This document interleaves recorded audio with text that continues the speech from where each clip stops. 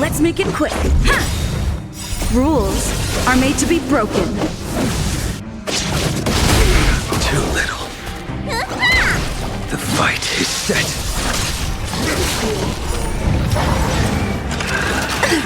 Eternal.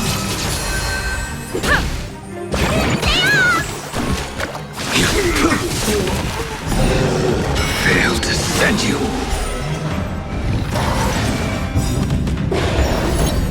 Savor it for me.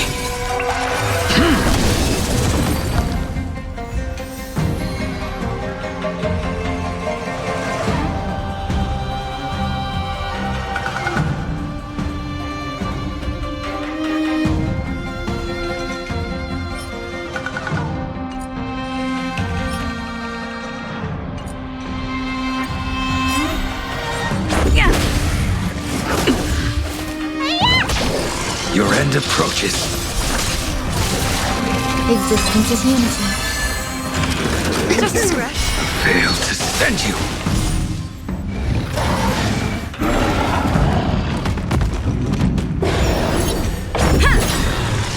Rules are made to be broken.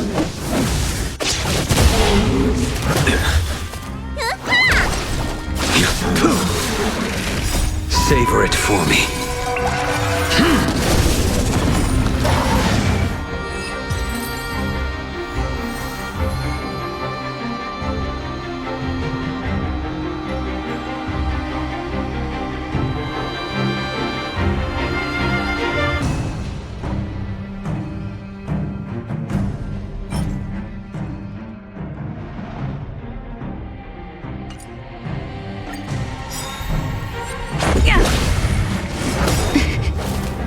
All will be swept away by the wind. The fight is set. Too little. Enjoy your eternal.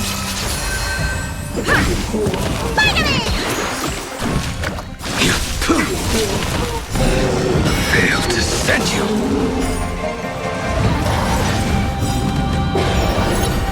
Savor it for me.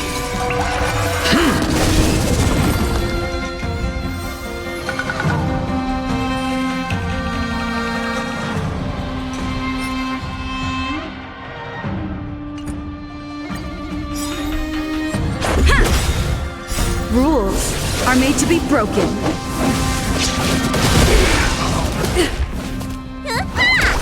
Your end approaches. Existence is unity. Just a scratch. Yeah!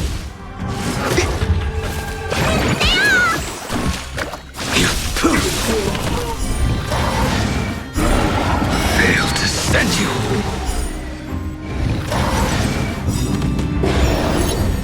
Savor it for me.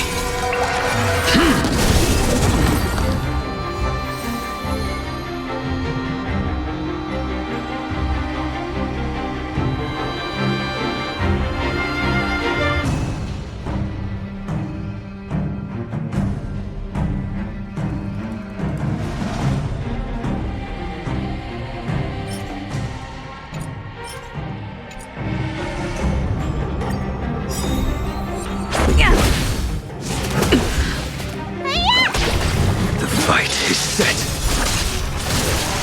Eternal. All will be swept away by the wind. Failed to send you.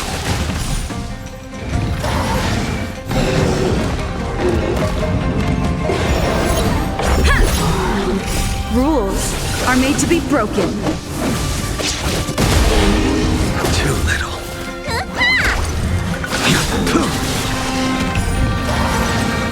Savor it for me.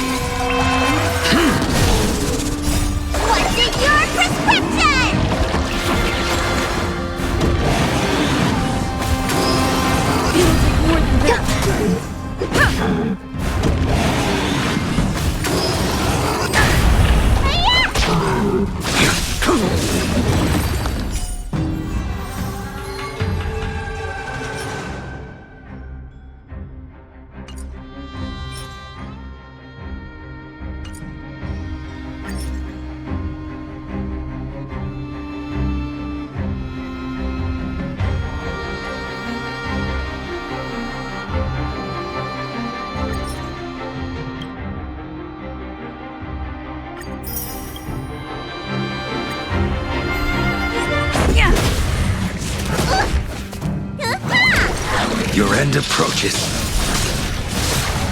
Existence is unity. Enjoying yourself? Rules are made to be broken. Yeah!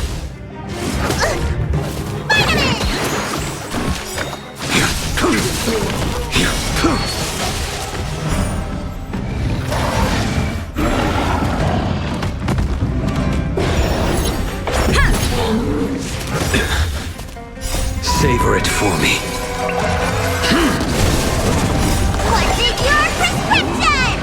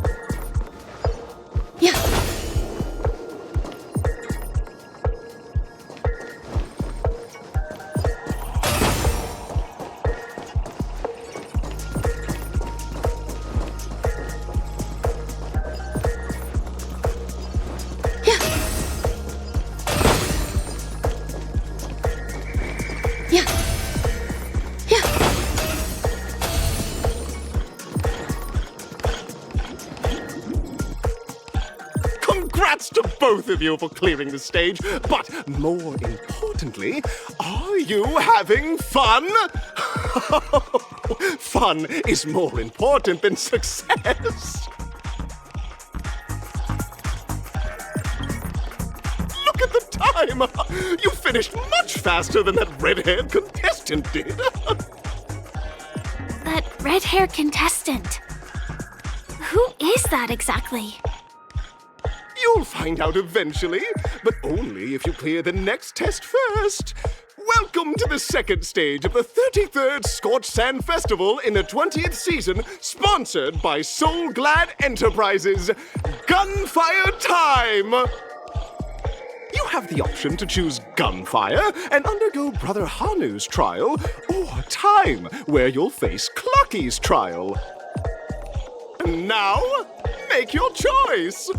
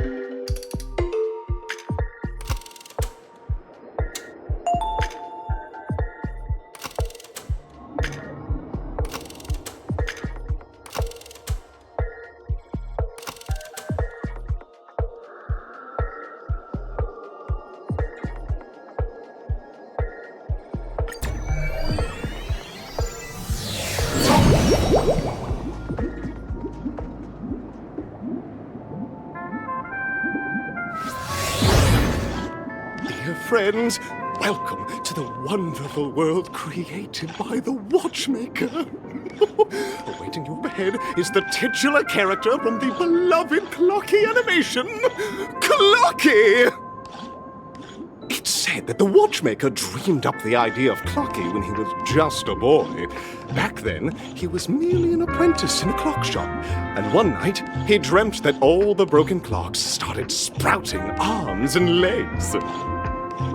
Like a skilled pilot, he steered them towards the right path. As a classic figure who grew up with many, Clocky truly shaped a generation, solidifying the Watchmaker's pivotal role in popular culture. Contestants, may you have a wonderful time with Clocky. The trial of time. I hope it won't waste too much of our time.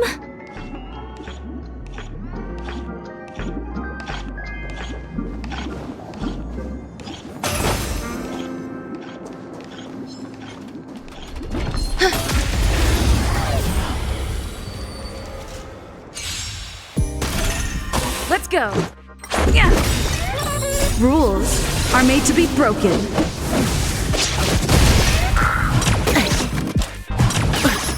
Lend me your strength. To guard and defend. Crush them.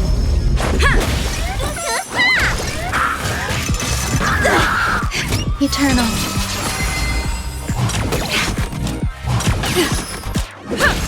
Lend me your strength. Yeah. Stay away. More than that.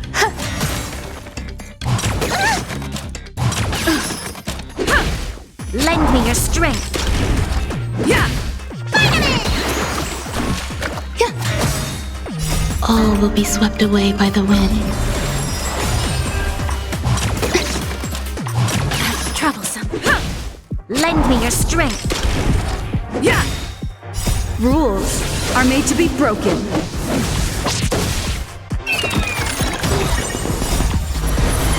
To guard and defend. Crush them. Existence is unity. Yeah. Lend me your strength. Just a scratch.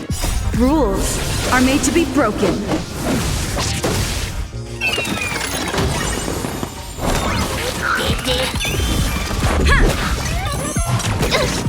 Lend me your strength. Yeah.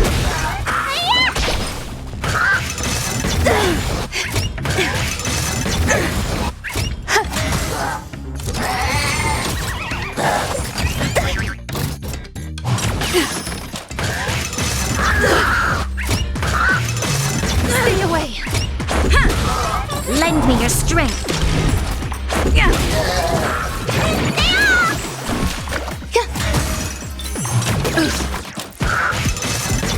More than that. Yeah. Lend me your strength. Rules are made to be broken.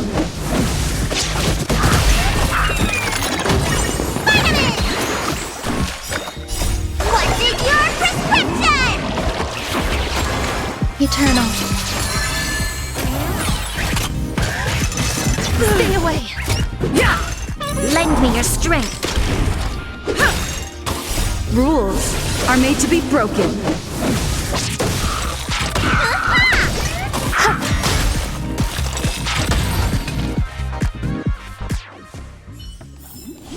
Life. A true marvel. This might be of some use.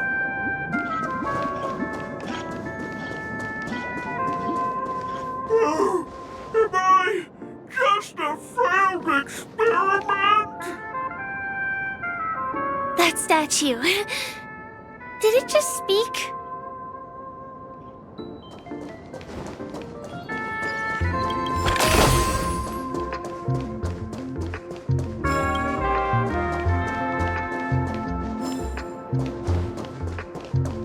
Am I just a failed experiment? I'm just an expendable failure of a clock, aren't I?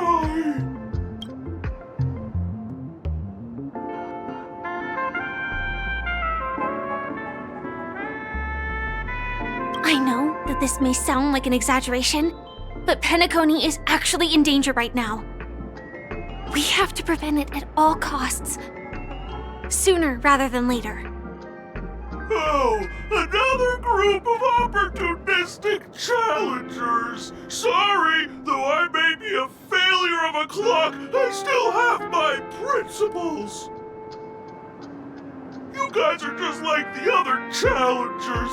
You want to enter my inner self? Then please be my guest! But you won't find anything worthwhile! I'm just a failed piece.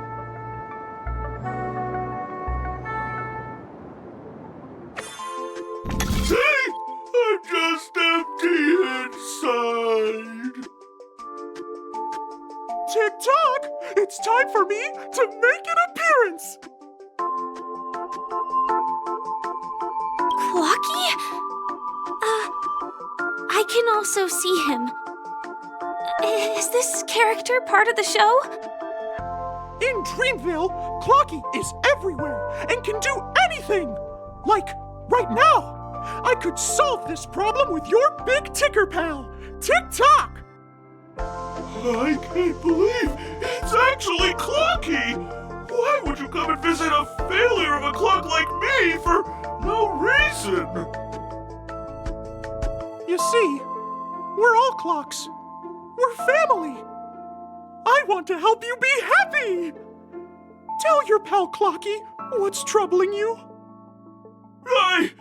I came across a startling revelation yesterday. Apparently, Dreamscape Ticker isn't the same as Clocky at all. It's just a discarded prototype from Clocky's early development.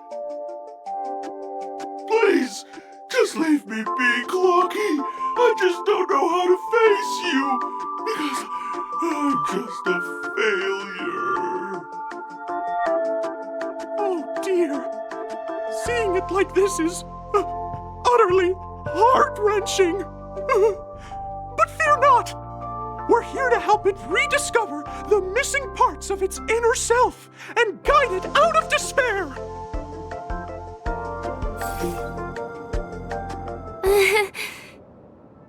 I guess even troop members can experience existential crises. Don't worry, miss. I've already pinpointed its missing parts. Over here.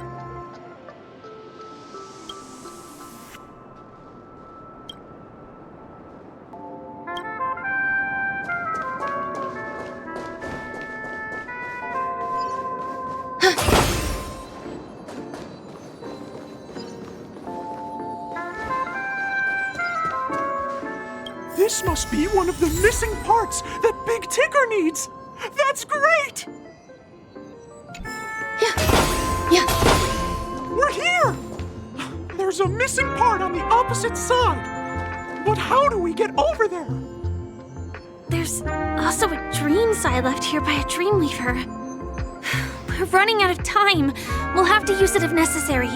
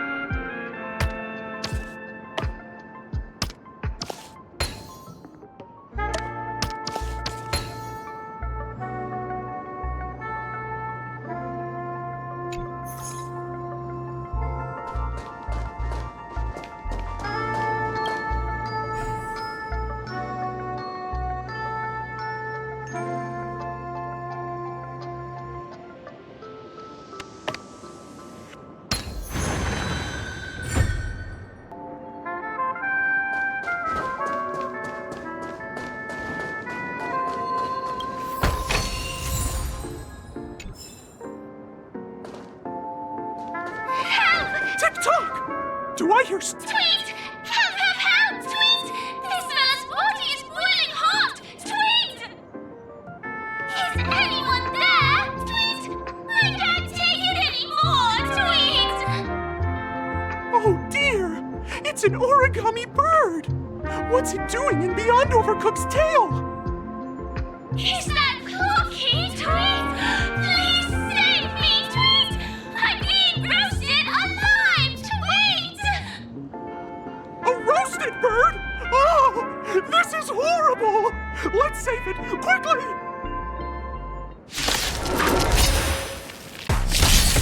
Stay alert.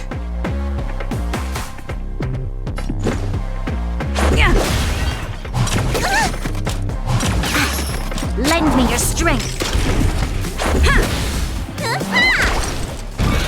It'll take more than that. To guard and defend. Crush them. Eternal. All will be swept away by the wind. Just a scratch. Rules are made to be broken.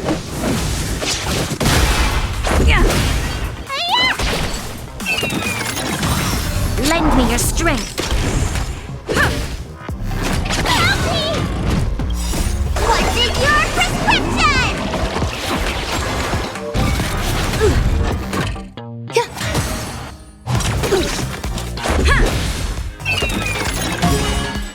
Rules are made to be broken.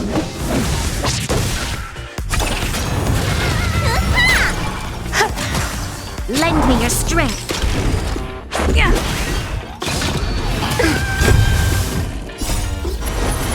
To guard and defend. Crush them. Vitamin! Existence is unity.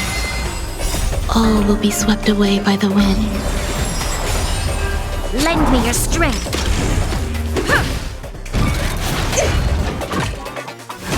Stay away. Rules are made to be broken. Lend me your strength.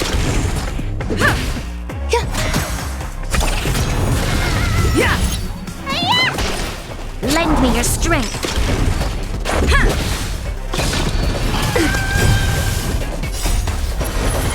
To guard and defend. Crush them. Rules are made to be broken.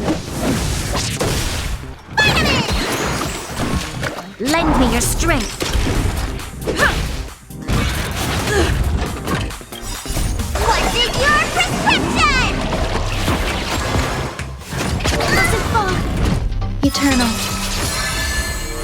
All will be swept away by the wind.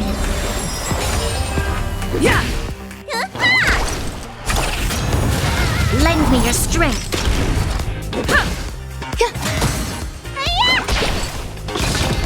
Enjoying yourself? Rules are made to be broken. Lend me your strength. To guard and defend. Crush them.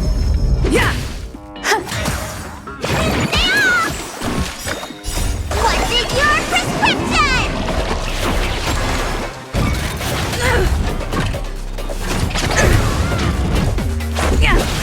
Lend me your strength. Existence is unity. All will be swept away by the wind. Lend me your strength. Rules are made to be broken.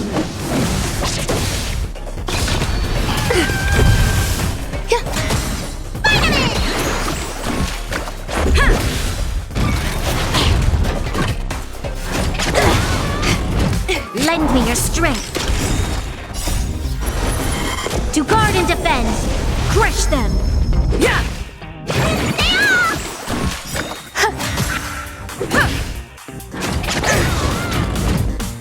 Rules are made to be broken.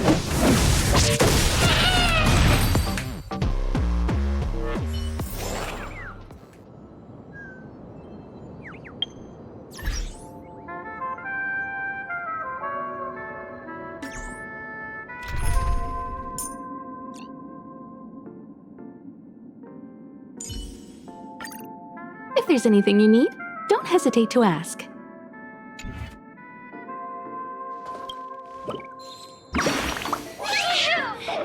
you, guys! Tweet! I feel I'm about 70% cooked! Tweet! Thank goodness you're okay! But why did you burrow yourself into that fella's tail? Because that fella stole one of Mr. Big Ticker's pots! Tweet! I wanted to help retrieve it, but I accidentally got myself stuck in the oven! Tweet! Go ahead and get it, but be careful! It's hot! Tweet! An inner self fragment belonging to the Sweet Dreams troupe? This is just too surreal.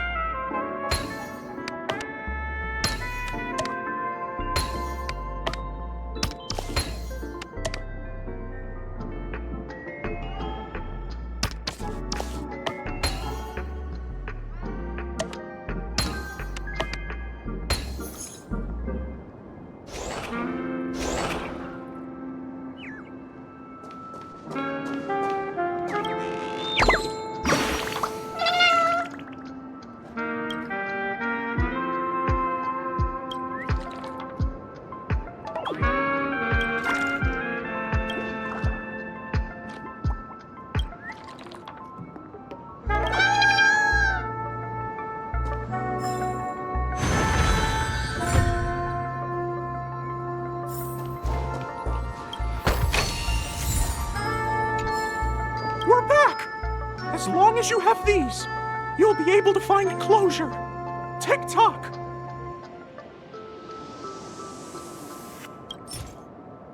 Wow!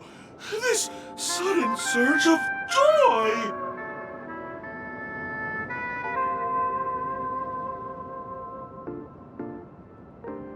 It's working! Tick-tock! Next, we just need to enter its emoscape, help connect its pathways, and we're done!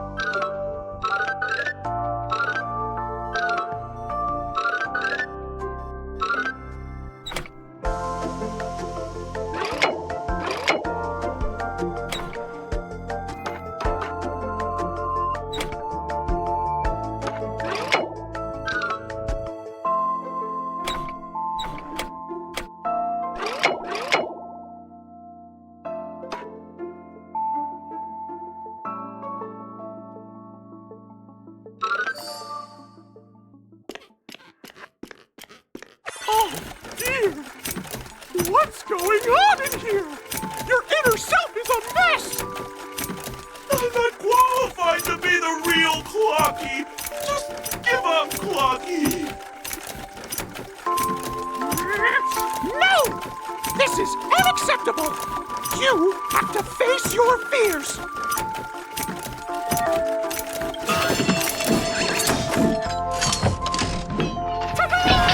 Success!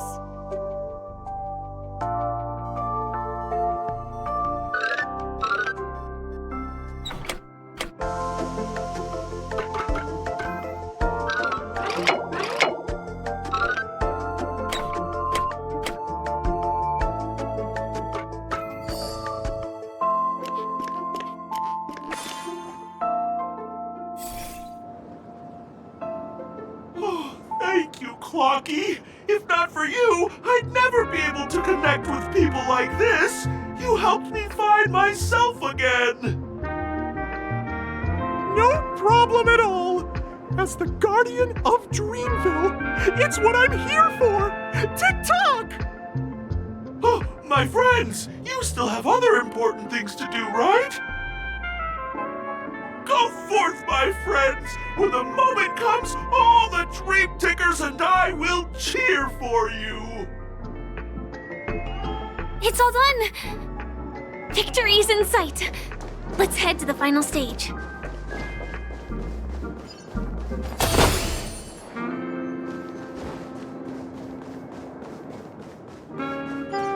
Yeah.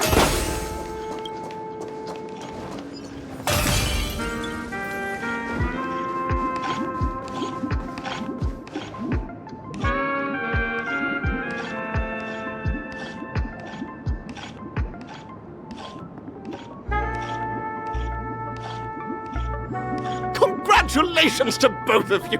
Oh, you've overcome all obstacles and proven yourselves! But, unfortunately, there is only one who can be Pentaconi's festive superstar. In the final stage, you will face the defending champion. If you fail, you will lose the opportunity to become the festive superstar.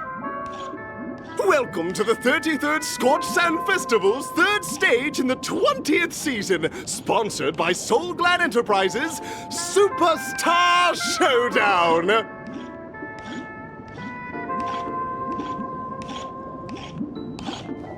Sound lingers.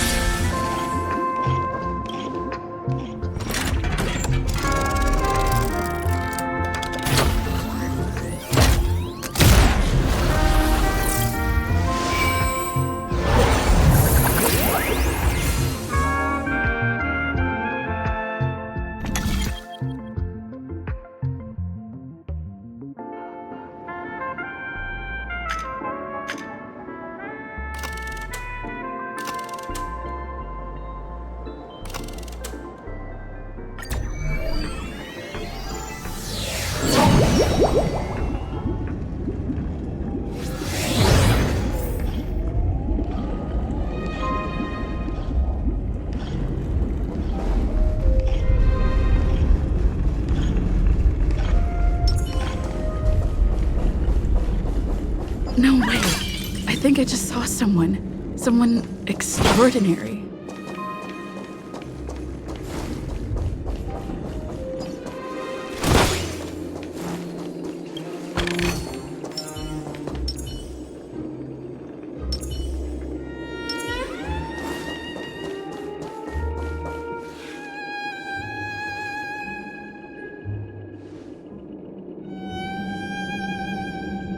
Are you a Knight of Beauty?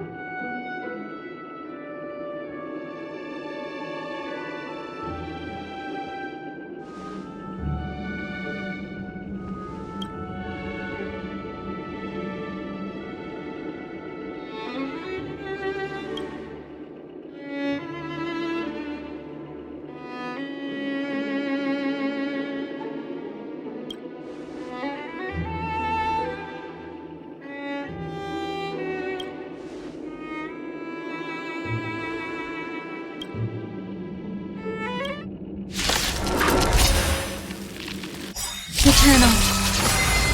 Bear witness to. Stay alert.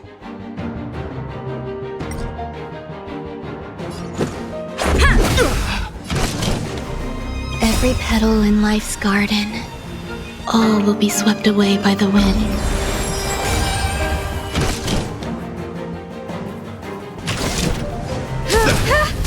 The flesh wound.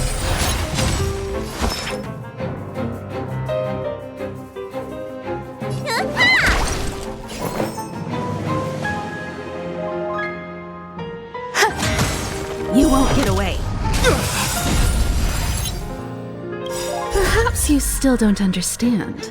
Humanity never conceals its desire to control the heavens, and I'm no exception. Pledged on yours. Stay away. Put forth all your might. Enjoying yourself? I have something for you. Rules are made to be broken. You won't get away. Rise to the challenge. You don't look so good. Some value, I suppose. Rise to the challenge. Let the duel commence. Let's make it quick. Time to show you what's in your prescription! Much obliged.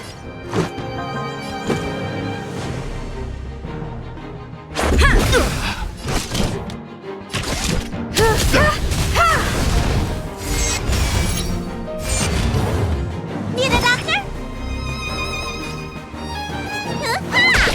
There's more to life.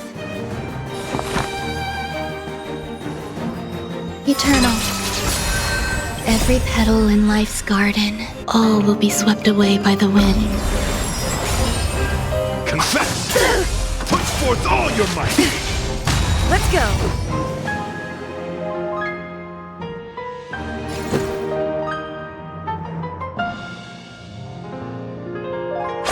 The flesh wound. Stay away. Perhaps you still don't understand. Humanity never conceals its desire to control the heavens, and I'm no exception.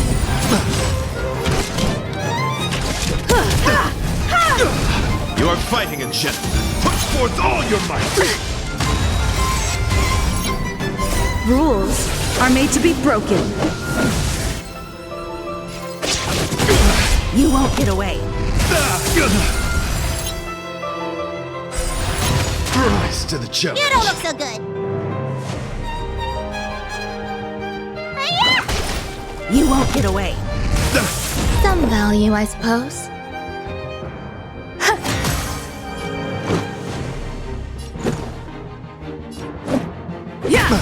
Time for an overhaul. Rise to the challenge.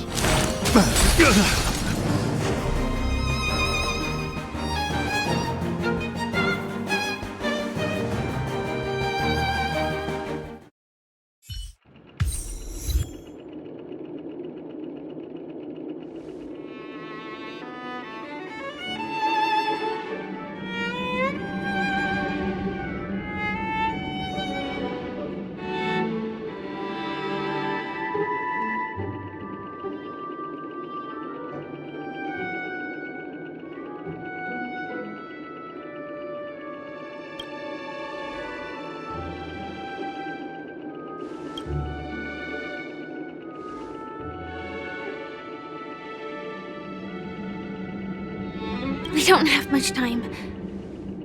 May fate allow us to meet again, Night of Beauty.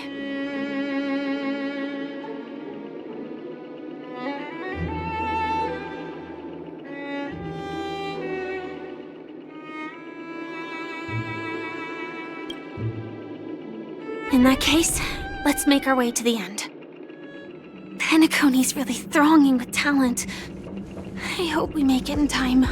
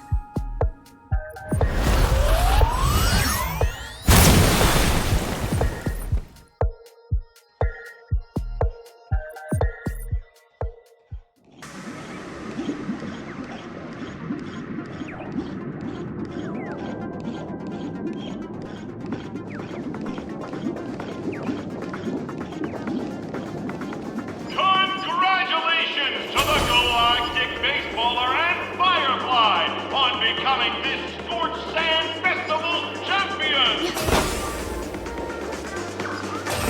We look forward to their amazing entrance in the Charmony Festival! Let's give a round of applause to our aspiring young guests!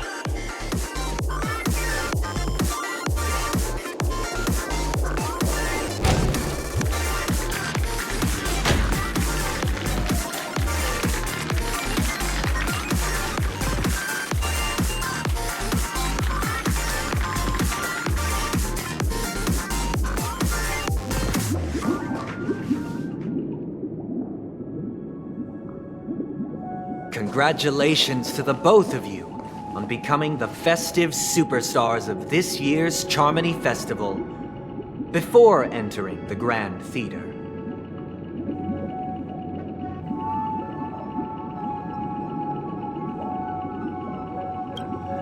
I, on behalf of the organizers, extend my sincere congratulations to you, wishing you joy under their radiance.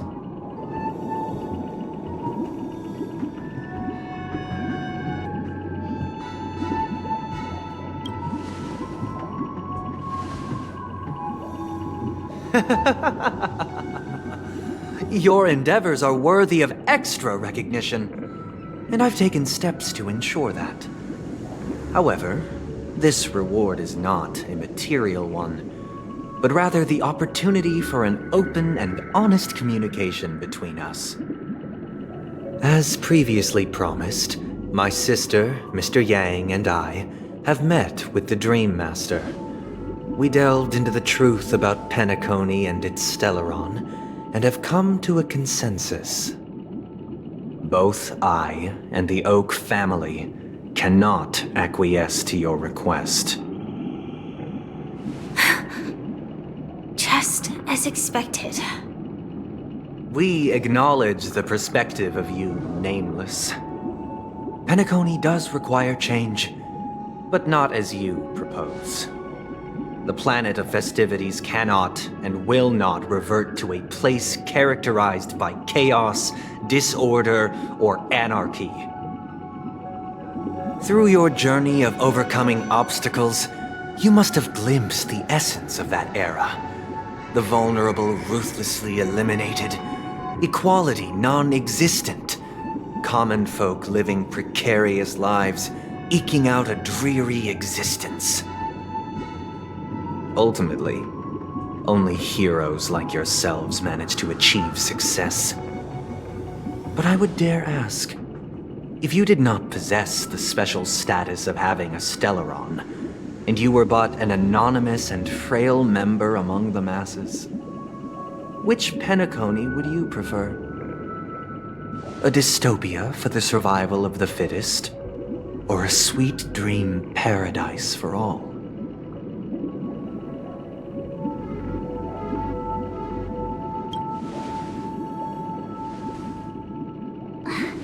That's not the point!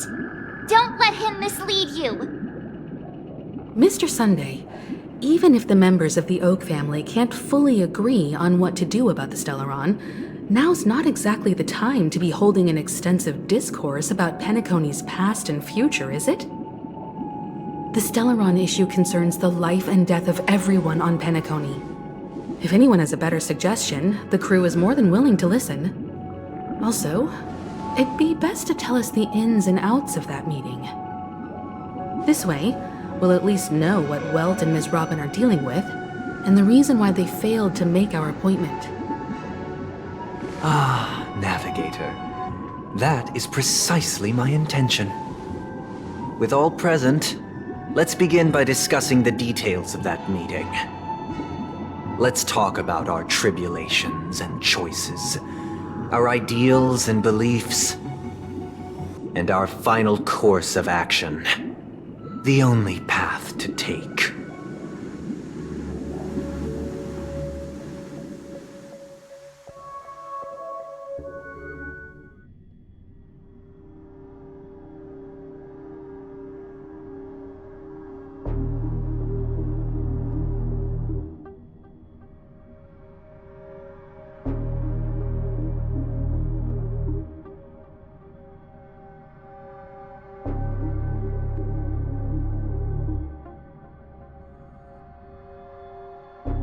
You mean to say that for the longest time, there have been scoundrels who would use the Charmony Festival that I have bequeathed to the masses as a tool to realize their ambition?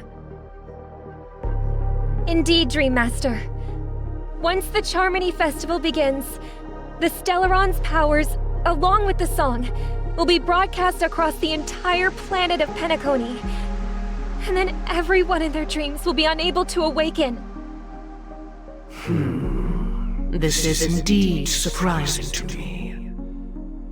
The dreamscape is maintained by the collective effort of the 5 families. If someone were to use the Charmony Festival to recklessly disseminate the power of the Stellaron, this individual must hold a position of great authority. Do you have any suspects? I'd like to ask, did you really not know of the Stellaron's existence? I would have never thought that this nameless would point the spear at me.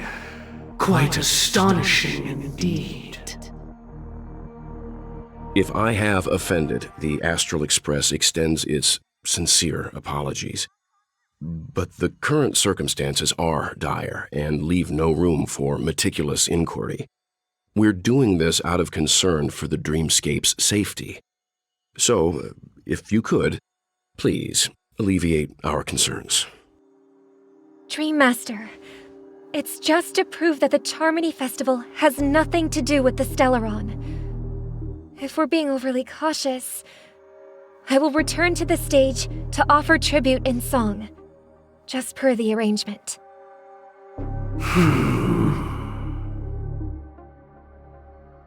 Sunday, Robin, I've watched you two grow up and know your dispositions like the back of my hand. Both of you, right now, can surely be lauded as their most devout advocates. I already know your resolve. The magnitude of this matter is enormous and cannot be taken lightly. Since Mr. Yang has asked with such earnestness, I will personally respond in kind. If there is a need, the entire Oak family will be mobilized to heed your call.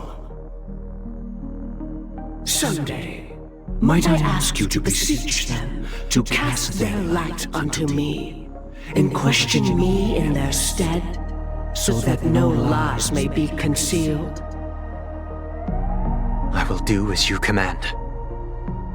Robin, could I entrust you to be present as a witness, to document the truth, and to proclaim my innocence, so that all slander may be utterly dispelled? I will do as you command. May thy will be carried out on earth, just as it is in the heavens. Oh, triple-faced soul, please sear his tongue and palms with a hot iron, so that he will not be able to fabricate lies and make false vows. Let us begin. There is nothing else to prepare. Understood. Question. Have you devoted your life to your god, never worshipping other gods? Naturally. Do you love your god as you do yourself, always heeding their admonishments? Naturally. Have you strayed from the path expected by your god, betraying their name? Never. Have you ever been inordinate with your asks of your god, coveting more than the foundation of the creation itself? Never. Then, a final question. Do you swear to fulfill all vows, past, present, and future? With the Eon as my witness, if I do not deliver on my words, or if I renege on my vows, may I be cursed in accordance with divine law. They have seen your faith, and have endorsed your faith. With this, it can be evidenced... Just a moment. What is it, Mr. Yang? I have another question I hope to have answered. To my understanding, the family's harmony and prosperity have never relied on so-called divine laws. The god you both mentioned, are they truly Shipe? Mr. Yang should know that those belonging to the family toil together as if they were kin, embracing solidarity and unity under their light. All duplicity is laid bare before the harmony. Such a delicate and complex symphony. Which other god could perfectly harmonize this, if not for the Great One, Shipe? Perfectly harmonize. Therein lies the problem.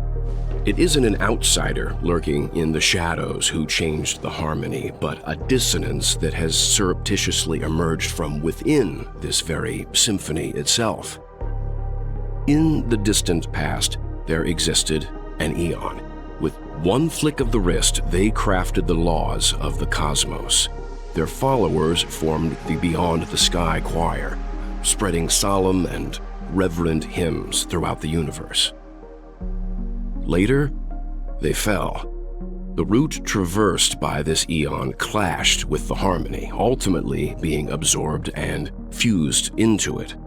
The chorus that once reverberated across worlds fell silent, and when it echoed anew, it was transformed into the hymn of harmony.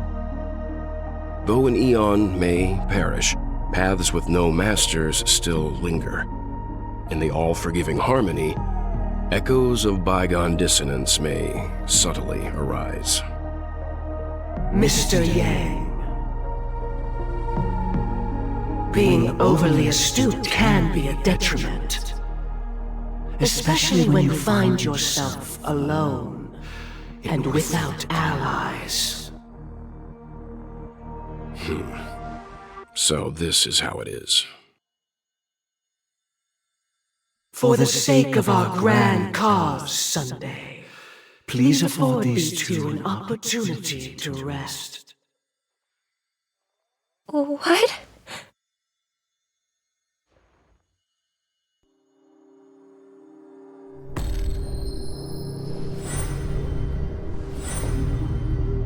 Sorry, Robin. It's just you. I did not wish for you to know this. It's a pity that things have turned out this way. So, this is the true reason I can't sing? The shadow that envelops Penacony is actually... We were never children of the harmony. Our ideal paradise could not have been crafted by Shipe. True bliss can only be guaranteed by the one who transcends the many. Within the foundation of law, humanity establishes civilization, and through harmony, we obtain order.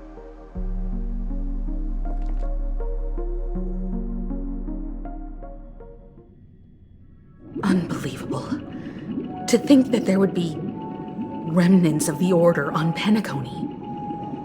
What have you done with Mr. Yang and Miss Robin? Don't worry. I just gave them some time alone to ponder their fates. You should know that these actions make you an enemy of the Astral Express. should we need to stand against the Nameless, it would only be myself and the Oak family involved. But we haven't reached that point yet, have we?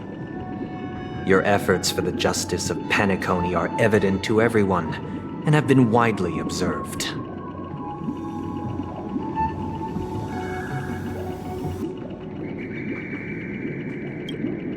Oh, I intend to. But that hinges on the outcome of this negotiation. If it is the order that drove you to imprison Welt and Robin, and you're using them to coerce our compliance, then there'll be no point in entertaining any type of discussion. You're mistaken, Miss Himiko. They are in very safe hands, and just as the family has always proclaimed, no one can be harmed in the dreamscape, least of all in the beautiful new world belonging to the Order. Penacony and the entire universe have witnessed far too much innocent bloodshed. The strong wield their blades against the weak, and the victors push the vanquished to the brink of life. Natural selection. The world abides by this principle, establishing the well-being of humanity atop the corpses of the downtrodden. Only we, or rather, I, possess the power to put an end to this farce. So you've decided to resurrect a dead Eon? No one's ever done such a thing. If Miss Himiko is interested, let's draw back the veil and speak candidly. I've always firmly believed that people can understand one another through peaceful means. I'm willing to divulge the unembellished truth as to the intentions of the Order's Pathstriders, so that you will make better judgment for the Astral Express, for Penacony, and for this stretch of the universe. Words can hardly do justice to the beauty of that ideal.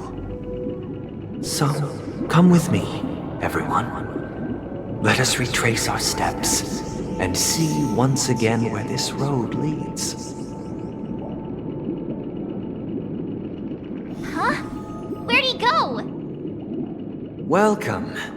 This isn't any location in Penacony's dreamscape. It's my inner world. The reason the scenery before you remains unchanged is because your consciousness has drawn on similar concepts to fill in the gaps.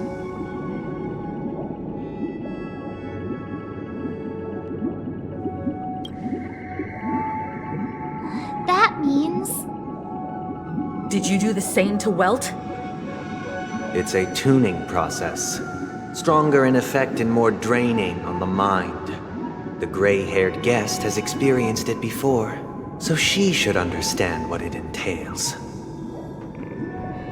Tuning allows you to intuitively grasp my feelings, which also means that I cannot hide anything from you. Now, everyone, please look at the huge screen. The road we once took begins here. From this point on, you will witness the numerous decisions I've faced. I've selected a portion of these to share with you. I believe after going through similar predicaments, you'll be able to better understand my thoughts. Let's begin. The first decision. A story about a baby bird. This story happened when Robin and I were very young. We were victims of the Stellaron disaster, and the family's Mr. Gopher Wood, who would later become the Dream Master of Penacony, saw that we siblings had no one to turn to and took us in.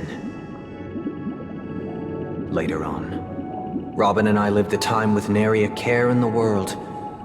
One day, after dinner, while my younger sister and I were lounging about in Mr. Gopher Wood's yard, we spotted a fledgling Charmony dove all on its own. That baby bird was tiny. It didn't even have all of its feathers, and it couldn't sing. When we found it, it was already on its last breath, having fallen into a shrub. probably abandoned by its parents. We decided to build a nest for it right there and then. However, thinking back, that winter was unusually cold, with fierce winds at night in the yard, not to mention the many poisonous bugs and wild beasts in the vicinity. It was clear that if we left the fledgling in the yard, it stood no chance of surviving until spring. So, I suggested we take it inside, place it on the shelf by the window, and asked the adults to fashion a cage for it. We decided that when it regained its strength enough to spread its wings, we would release it back into the wild. The tragic part, something that we'd never considered, was that this bird's fate had already been determined long before this moment. Its destiny was determined by our momentary win.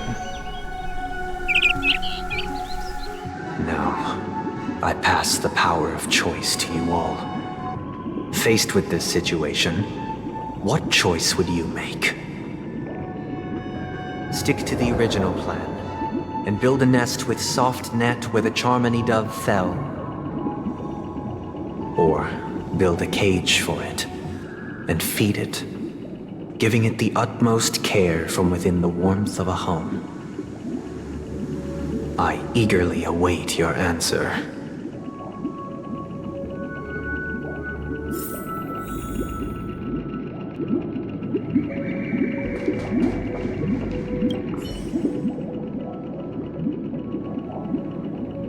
That guy just casually throws this kind of question at us?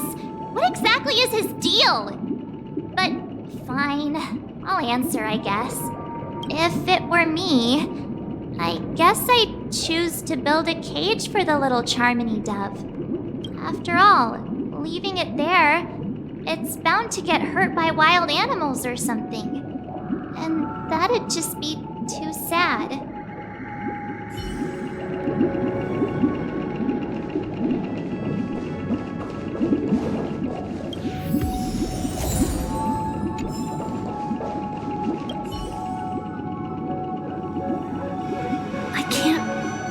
For his intentions right now, but based solely on that question, I would probably choose to build that dove a cage.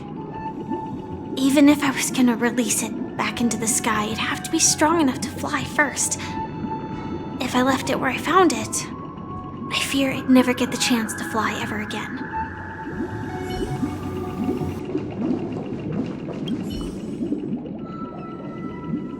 It looks like he really has no intention of imprisoning us. If it's just a quiz, I suppose it's fine to humor him. Back to the question. I would personally choose to build the little Charmony dove a cage. No special reason. I do think that a fledgling should have the right to fly into the sky. But if it can't even live to that point, then there's nothing to talk about to begin with.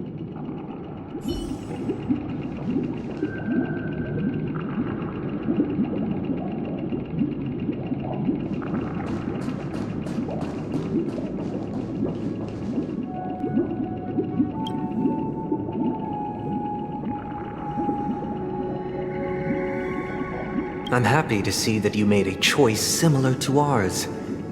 If your mind is made up, let me reveal the outcome of this choice. We passionately nursed it back to health, preparing only the best food for it every day. We even preened its feathers. Later, on the day that Robin left Penacony, we opened the cage door and let it fly back into the sky. I watched it for a long while by the window, probably about 3 or so days. In those 3 long days, the little Charmony dove tried again and again to spread its wings to fly into the sky, but fell to the ground, only to keep trying. Finally, on the 137th attempt, it succeeded. But its attempt did not go perfectly. After flying unsteadily for a while, it fell to the ground, unable to grasp the direction of the air currents. The fall shattered its wings. It writhed helplessly in my embrace. But it was all for naught, finally succumbing to a painful demise. And in that instant, our tender care, our given love and hopes, they all became the inevitable push that sent it to its death. I deeply regret the choices we made. Next, let us head to the second decision. This time, it's the story of a dream chaser. This story happened when I was appointed as Bronze Melodia, a position exclusive to the Oak family, charged with listening to the problems and vexations of Dreamscape residents and providing them with the relevant guidance. It was during that period that I had the opportunity to hear voices from all corners of the dreamscape. Joy, sorrow, arrogance, regret. The complex tapestry of human nature that formed the world. And I was fortunate to catch a glimpse of it. He was a dream chaser and an illegal stowaway. Just like the rest of them, he came to Penacony in search of a better life, except that, to most people, the price he paid, I suppose you could say it was everything. He told me I sold everything I could at home. The house, the land, even his 2 children. He said he could not afford to raise them, and that at least they could eat if they lived as slaves. He had a plan in place. He would buy back his children once he had made his fortune, and enjoy Penacony's beautiful dream with them. Alas, his plan to smuggle himself was somewhat clumsy, and he was sniffed out by those pig-headed hounds. After hearing the Dream Chaser's story, I immediately appealed to the Bloodhound family to cease their pursuit. That way, at least he could live peacefully. But I was still too naive to the ways of the world. I did not anticipate that what I thought was a kind gesture would later lead to dire consequences. I'll tell you the outcome soon. For now, I'd like you all to make a choice.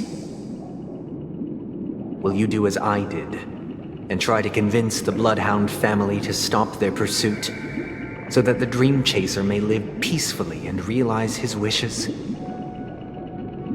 Or will you remain silent, leaving him to languish while the hounds are hot on his heels until his inevitable judgment arrives? I look forward to everyone's decisions. Who knows?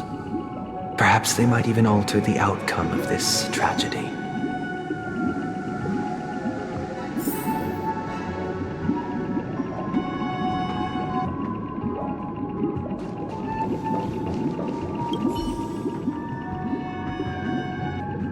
This question...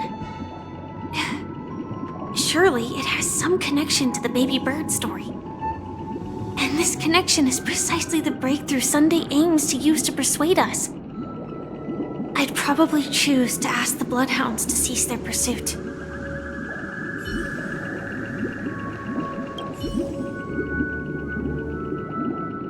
A dream chaser story.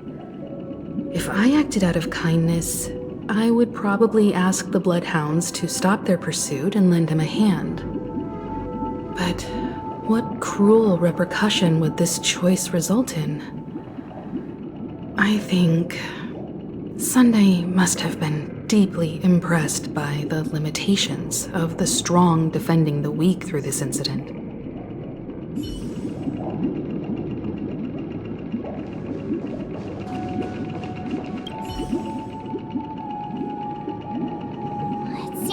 illegal stowaways are really quite common on Penacony. But that guy in the story, I don't think he deserves any sympathy at all. He sold his kids to chase a dream. Even if he intended to go back for them, it's still insanely irresponsible. With that thought, there's only one choice. Let the Bloodhound send him back home. This person deserves to be punished.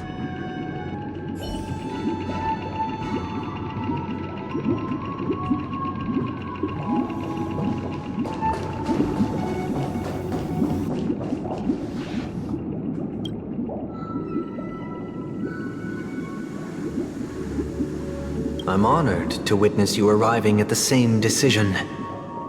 Out of respect, I'll share with you the dire consequences that my choice back then brought about. First, the outcome. He attained major success. After avoiding capture, he ran a business for a few years, very quickly making a name for himself, elevating his status. He might not have become a tycoon like old Audie, but he was considered a character of excellent repute. Now then, did he realize the wish he set out to achieve? No. The last time I saw him was in the real world, where the hounds were going to permanently exile him, and I was the accompanying Bronze Melodia. The mission was simple. Listen to the criminal's repentance. He told me the reason he was in this predicament was because he conspired to usurp the head of the Alfalfa family. When I asked him about his 2 children, he instead responded with a question. What children? In the end, my heart aligned with the harmony, and the good deed I dared to undertake held no value, turning instead into a wrongdoing. It created a lamentable oppressor and countless oppressed individuals. As to your choice, I once again offer my heartfelt apologies. Next comes the third and final decision. And the story this time is my own. This story happened the day I was appointed the Oak family head. At that time, Mr. Gopherwood was the current Dream Master, and as per his wish, we had a private conversation. What surprised me was that the Dream Master had only come to deliver a letter to me. He let me read its contents, and it was a letter from my sister. The letter contained the usual pleasantries, anecdotes from her travels. Nothing out of the ordinary. Just as I started wondering how this letter related to our discussion, the Dream Master began to speak. Do you know who wrote this letter? My sister, of course. But why would you personally visit me to hand me a letter from my sister containing mere trivialities? To help you grasp the full scope of this issue. Do you know where Robin is at this moment? From what the letter indicates, she must be in Caspelina 8, correct? She's touring there right now. Correct. Has she mentioned anything about a stray bullet? A stray bullet? What? A war has broken out on that planet. It is because of this very reason that Robin chose this destination. To spread the word of the Harmony. And to save the lives of that planet. She personally made for the front lines. She hoped to ease the people's suffering with song, and was willing to brave mortal danger to deliver the IPC's medical supplies. Unfortunately, stray bullets show no such compassion. Is she all right? If the operation was successful, she should probably be recovering in the field hospital.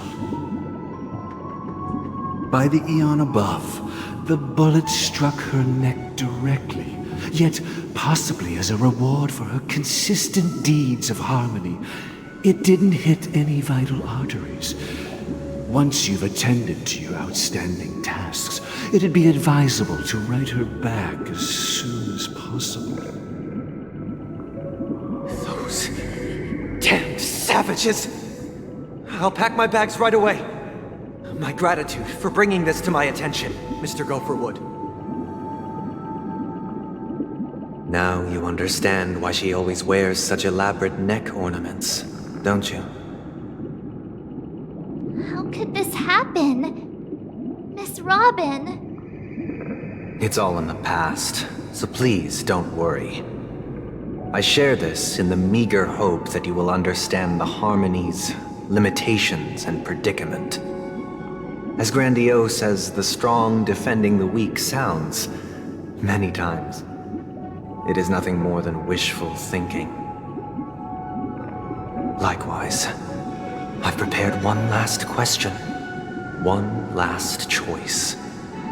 But rest assured, this choice will not have any grave consequences. Because this is merely a figment of imagination, a nightmare that has haunted me through countless nights. If you ever had the opportunity to make a choice like I did, would you still support Robin's journey on the path of harmony?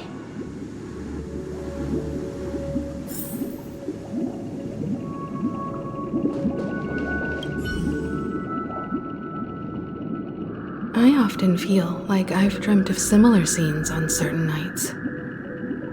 In the dream, I see blurry faces.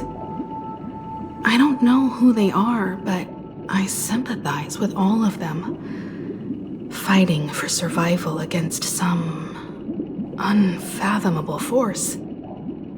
Their confusion and fear are lucid to me, but I also remember they chose never to give up. Just like Miss Robin. If Mr. Sunday's question leaves you puzzled, you should find the answer from your own experiences. With each trailblaze, dangers and tribulations will surely follow. But would you ever back away? Would you stop March and Don Hung from reaching their next destination? I believe you have an answer of your own in your heart.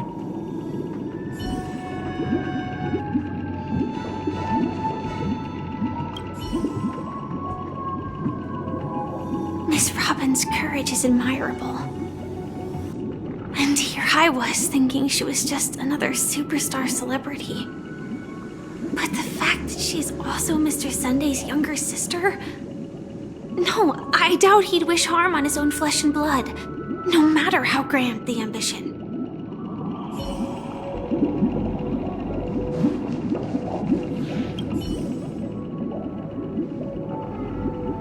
I can't believe that happened to Miss Robin. The strong defending the weak is a great mantra, but if I had to pay such a price, I don't know what I'd do.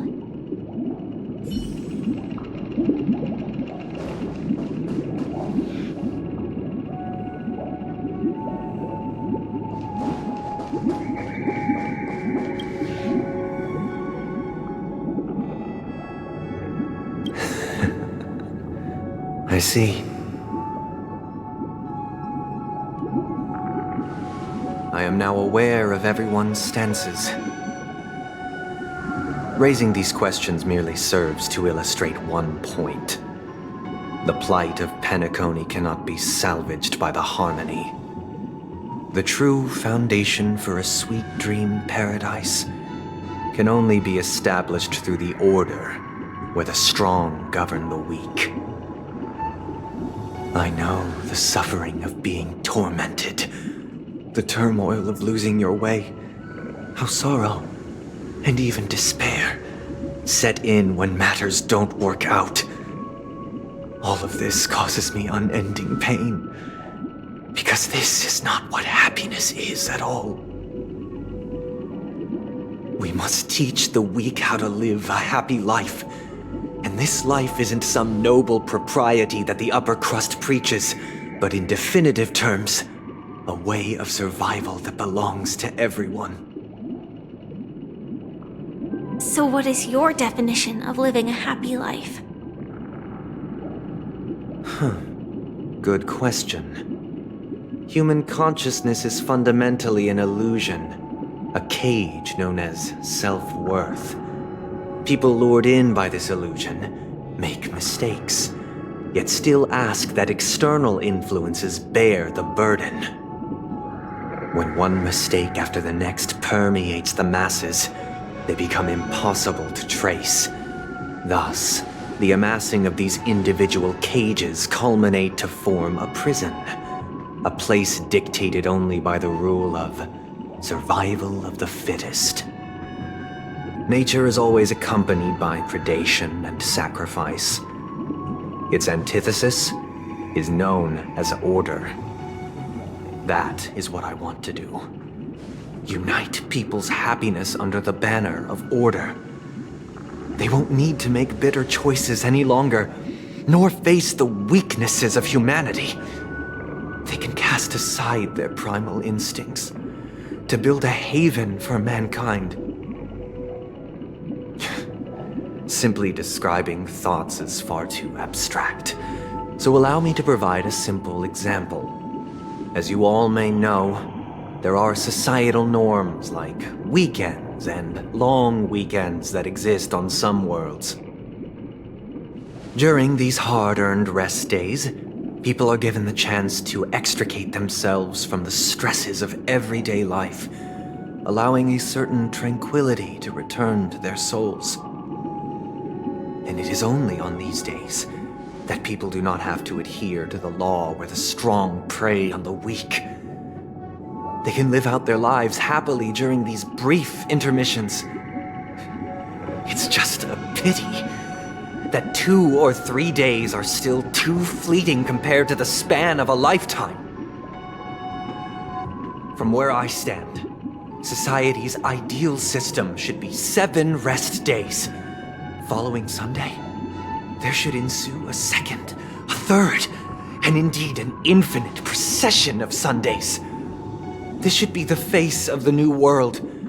Idyllic, eternal, peaceful days.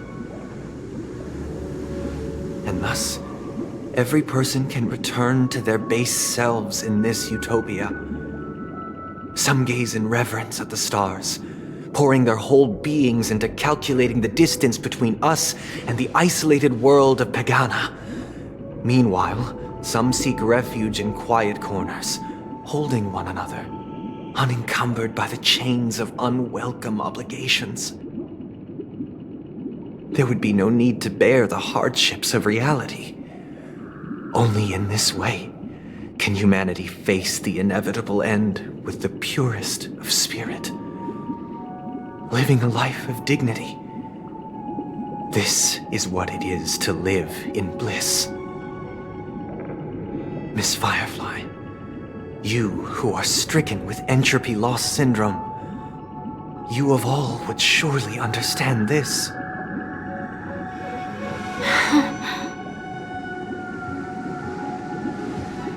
It sounds like a flawless theory.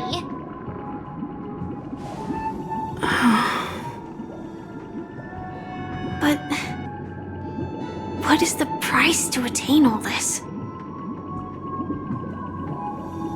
The cost is minute, merely a personal and eternal sacrifice. If this paradise is to be maintained for everyone, someone must remain trapped in solitary awakening until the end of the cosmos. Awakening. Which means that this so-called paradise is still a dream. Stepping into this paradise means forsaking reality, correct? It is not forsaking, but transcending. Flesh, blood, sorrow, weakness. If the physical is the root of spiritual suffering, it is only logical that we defeat it. But in this supposed bliss, people won't have defeated their demons. The chance to overcome their tribulations would be forever lost to them. In other words, it is an escape. That's another way of understanding it. But there is no shame in escape. On the contrary, the seeds of escape exist in everyone's hearts. Don't you agree, Miss Firefly? And as to why we sleep, it is because we are afraid to awaken from our dreams. But this is not in conflict with the grand plan. Only in acknowledging this can we truly understand the frailty of human nature, and from there, show compassion and protection.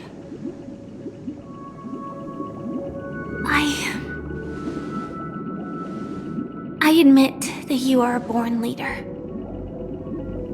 Your perspective on humanity brims with pessimism.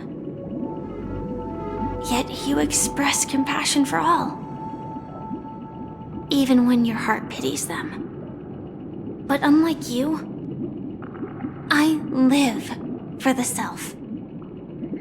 From my perspective, individuals making choices for themselves is their birthright. The want to escape may be innate in the weak. But whether they are weak or not, it is not up to another to decide. Perhaps in your mind, you also view me as weak?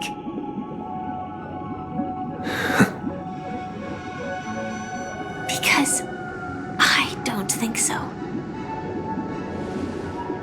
Since Miss Firefly has said her piece, the Astral Express will also naturally give you our answer. We'll leave it to you. Just as Mr. McHale instructed before. Tell him our choice.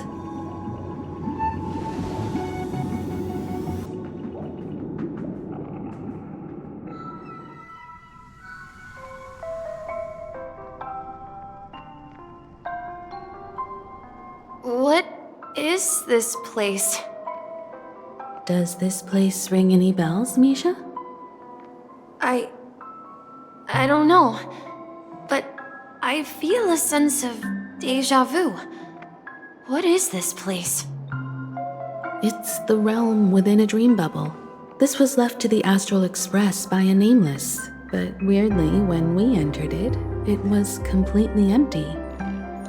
Dr. Edward from the Dreamscape sales store told me that dreams are formed from memories, and a dream bubble can't take shape if its core is empty. So I thought you might be able to help us in unraveling this mystery, Misha. As a hotel doorman, you know Penacony best among us. I don't know much about dream bubbles, but if you want to figure out what this mansion is, I'll do my best. I'm counting on you then. Himeko, I still don't get it. Why were you so sure that Misha had a connection with this dream bubble? I wasn't sure. It was just a hunch. But since Misha feels familiar with this place, my hunch might be correct.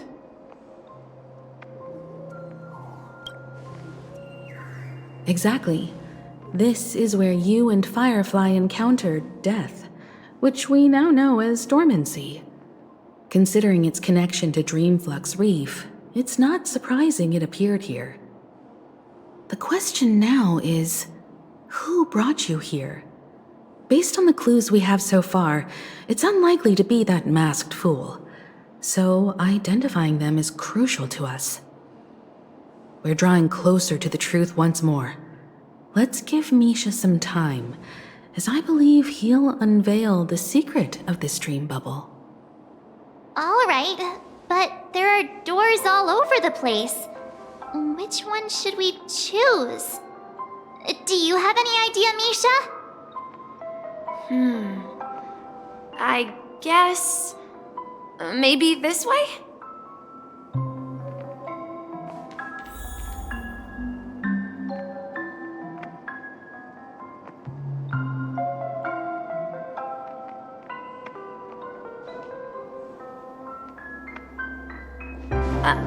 I'm not entirely sure, but let's give it a try.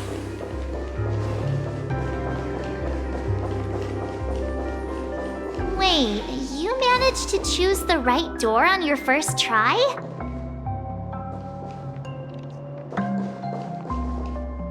Weird. This place is quite different from the hotel.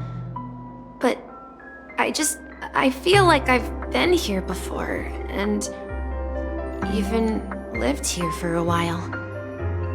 If I remember correctly, there should be a fireplace down that hallway. Clocky and I used to sit by the fire, listening to the crackling of firewood. And the room on the other side was the toy room. I loved spreading out all the toys from the box on the floor and making up stories for each of them. Hold on. This doesn't make sense. Didn't I grow up in Dreamflux Reef? So, what is this place? This could be a case of amnesia. Don't worry, Misha. It's common for everyone to forget certain aspects of the past. Those memories haven't vanished. They're just lying in the depths of your mind. We can surely get them back. Since this place seems familiar to you, why don't we explore a few more rooms and see if you can recall anything more? Yeah, then let's check out the rooms I just mentioned.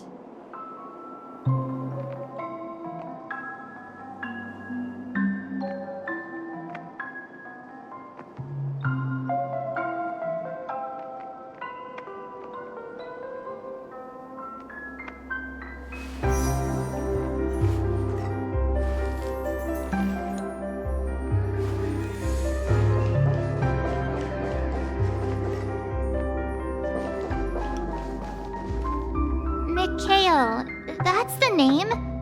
Now we all know him as the Watchmaker. So, who is he talking to? Do you know anything about it, Misha? I'm sorry, I don't know much about the Watchmaker. But, Mikhail... Anything special about that name? Mikhail is Grandpa's name. Grandpa? Do you mean you're the Watchmaker's grandson? But we haven't heard anything about the Watchmaker having descendants. And the name Mikhail is not rare. Perhaps it's merely a coincidence. Could you tell us more about your grandpa, Mikhail? Yeah, sure. He was a seafarer who fearlessly ventured into mysterious seas and storms. He was always on the sea and had lots of friends who accompanied him on his travels. He didn't want me to call him Grandpa because that would make him sound old. He believed he was still young. The name Mikhail was given to him by his parents, Mihaly and Elise, both renowned seafarers.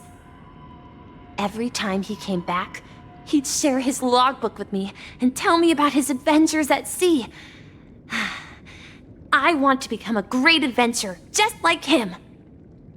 It appears that the Seafarer has nothing to do with the Watchmaker. So, perhaps it's just a coincidence? So, where is your grandpa now? He went off on a new journey, and it's been quite a while since I last saw him. So, where has Clocky gone? Did he leave to protect Dreamville? Hell.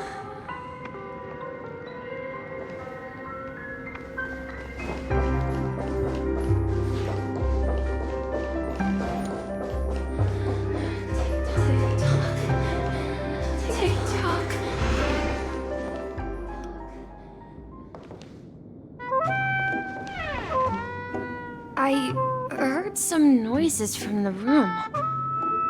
Origami Bird? That's a friend of mine. You and Origami Bird are friends? Yeah. It's a member of the Compass crew, just like Clocky and Miss Mirror. And there's more than just one Origami Bird. They are a big family with lots of brothers and sisters who look the same. They follow Miss Mirror's orders and handle all sorts of jobs on the ship. They're the best sailors. Sailors? Can origami birds be sailors? Could you tell us more about the compass, Misha? The Compass is a ship bound for the New World. Clocky and his partners travel through layers of fog to the depths of the sea. Whenever there is danger, Clocky will use a compass and guide the ship in the right direction. That's a great story. But in the Penacony cartoon, Clocky and his partners have always lived in Dreamville and never ventured out, right? Huh? Oh, that does seem to be the case. Weird. I clearly remember Clocky arrived in the New World in the end. Perhaps Clocky has a hidden past. I think I hear the sound of water. You once mentioned there's a magnificent fountain up ahead.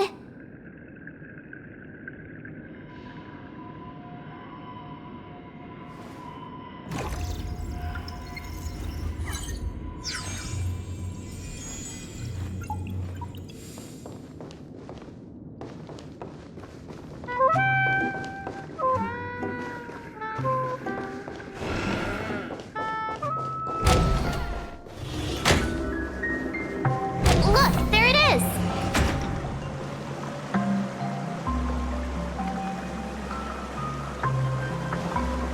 The water resembles a precious jewel embedded in the dreams of all seafarers. Every time I gaze at the shimmering lights beneath the waves, it feels as though I'm back in this place, standing by your side. Have you recalled anything, Misha? Yeah, I saw these sentences in Grandpa's logbook. He used to say that despite the perils of the sea, whenever he stood on the deck in the afternoon, overlooking the sparkling waves, he would think of this fountain in front of his house. He often said that those moments felt like returning to his family's side, and the difficulties at sea didn't seem quite as challenging. You know, I quite understand such sentiments.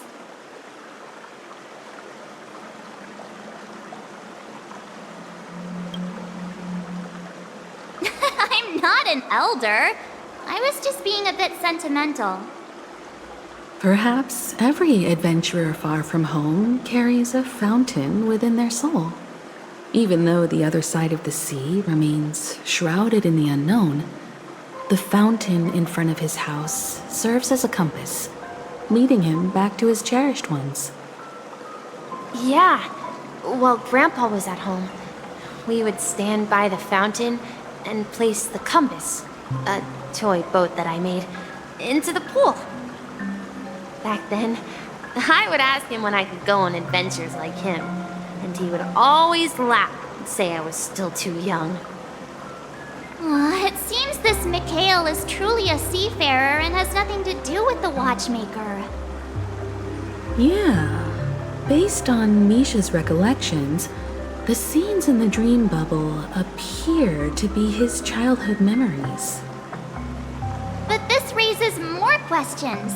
According to Misha, he was clearly born on an oceanic planet and led an ordinary life, with no connection to Penacony at all. Could this be some sort of metaphor? Perhaps the sea refers to the memory zone. I'm sorry. I don't know, but my memories keep pouring out uncontrollably, like water flowing from a fountain. Perhaps I'll remember more things if we go further.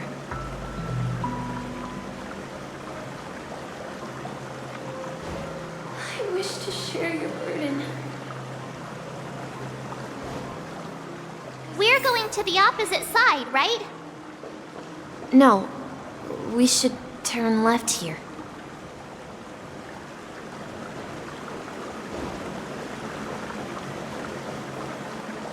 Huh? Something feels different about this place. This is it. I remember this corridor. I want to go too. Up ahead is Grandpa's study. It was in that room that I saw him the last time.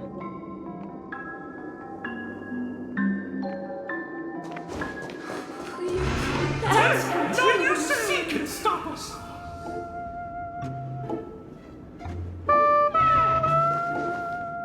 The atmosphere in this room feels totally different. Misha! You finally come! Clocky! You're here! Huh. Yeah. This is the room where we first met each other.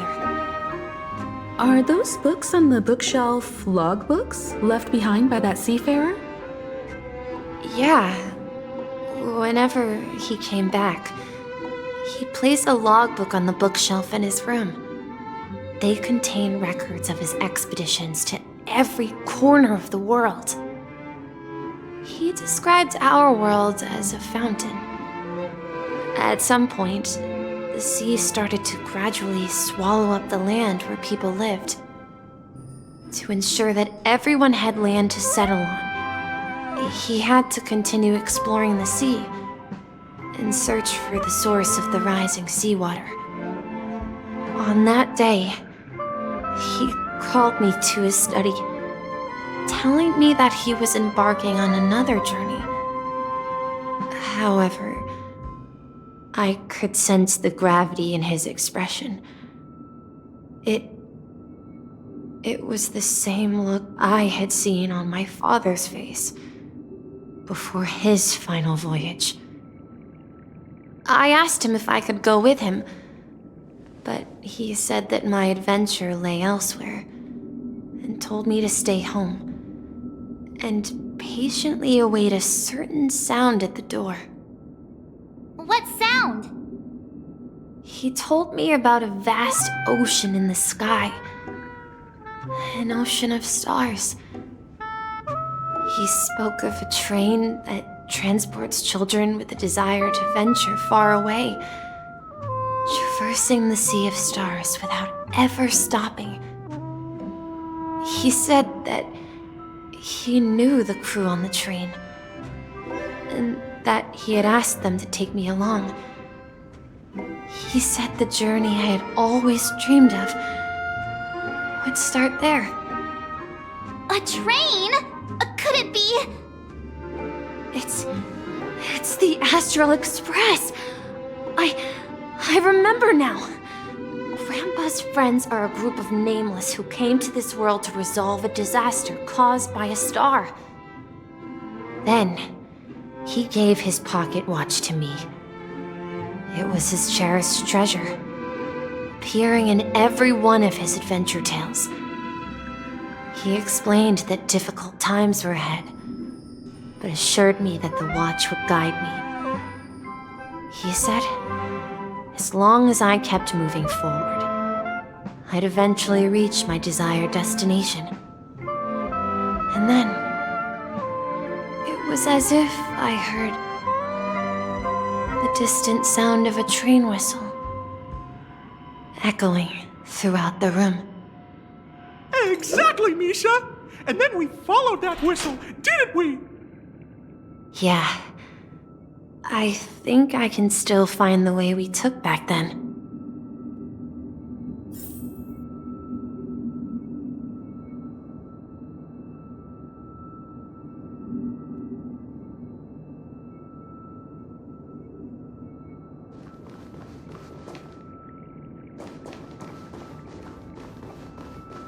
this is the dream jigsaw, right?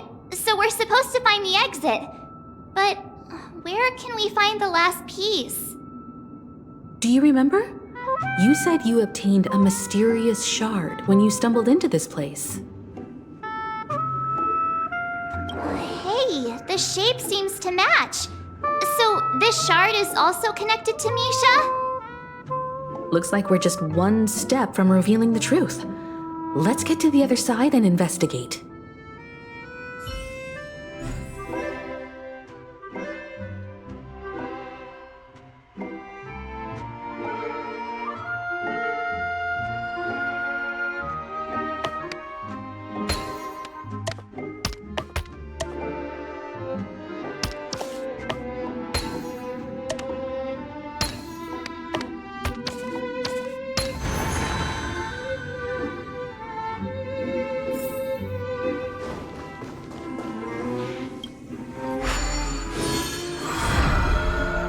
This is it.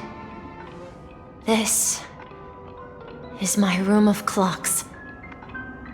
While I spent my time waiting for Grandpa to return from his voyage, Walter gave me this workshop, and it became my secret base. Here, I learned how to repair clockwork and gears out of my fondness of precision mechanics.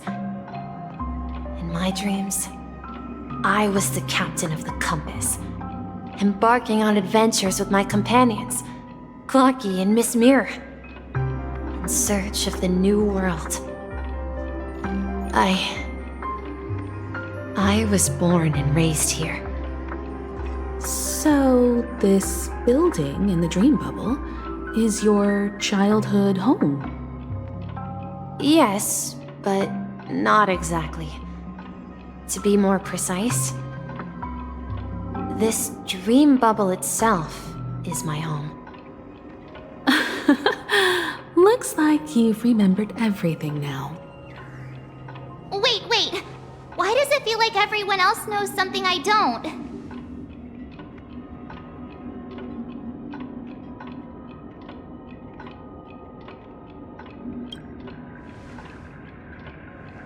Marge, do you remember when she mentioned a clocky that only she could see?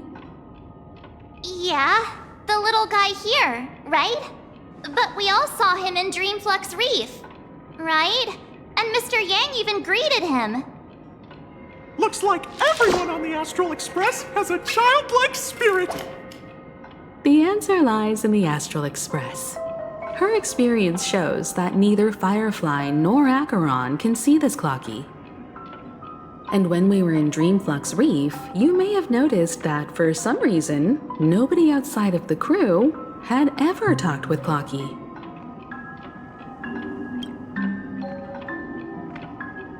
A mimetic life that can only be seen by a select few. It's just like a hidden message left by someone for the nameless.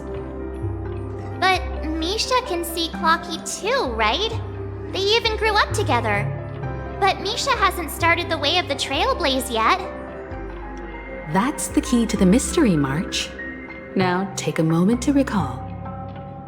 Have you ever seen anyone outside of the crew interact with Misha? Wait. No way! That's the answer, March 7th. This dream bubble is the place where I was born. And I'm a dweller in this dream. Just like a Memory Zone meme. I should have stayed here and waited for you. But when reality and memories merged, I unconsciously pushed open that door and left the bubble with Clocky. So it's not that the Watchmaker's dream bubble is empty, but rather the stuff inside ran away? And the whistle you heard, was the sound of the Express arriving at Penacony? That's one way to see it, but I believe there's a longer story behind all this. It's best for Misha himself to explain all the details. How about we start with your name? Now, should we call you Misha Or... Thank you all for helping me rediscover my true self. Now, please allow me to reintroduce myself. I was born on Lushaka, in the Presmere system, adopted by seafarers Mikhail and Char. They gave me a treasure, a name that carried their hopes. Mikhail Char Legwork, or simply, Misha. If you prefer, you can call me by a more familiar name, the Watchmaker. So, you're the Watchmaker himself? Unfortunately, that legendary figure is no more. I am only a reflection of his life. As for the child who has been with you, he's the innocent protagonist of Misha's childhood dream. Friend of Clonky, a young apprentice, and a future mechanic on the Express. And this also marks the beginning of his journey, devoted to the Trailblaze. At the end of the journey, I left this little flame, which I so cherished, in my deepest dreams, hoping to pass it on to the nameless of future generations. However, he somehow left the dream bubble and forgot all about his task. I apologize for all the confusion this caused. Because he was born with a desire to trailblaze, wasn't he? I don't think Misha has forgotten his role as a guide. He remembered it, and that's why he mistakenly appeared as a hotel doorman in her dream from the very beginning. The one who brought our unconscious friend here must have been Misha. If that's the case, we encountered the Watchmaker's legacy from the beginning, didn't we?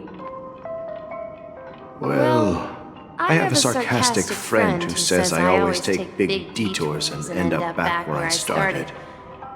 Perhaps that's what every nameless has to go through. But in the end, you found me. I'm sure you're all wondering what my legacy is. I believe my hound has mentioned the Stellaron and my wealth. If I may apologize, the Stellaron part is real. As for my wealth, however, it's nothing more than a baseless rumor. I left my homeland as a child and embarked on the journey of Trailblaze. I traveled to various planets until finally reaching Asdana, where my friends and I built the original Penacony and fought for its future ever since.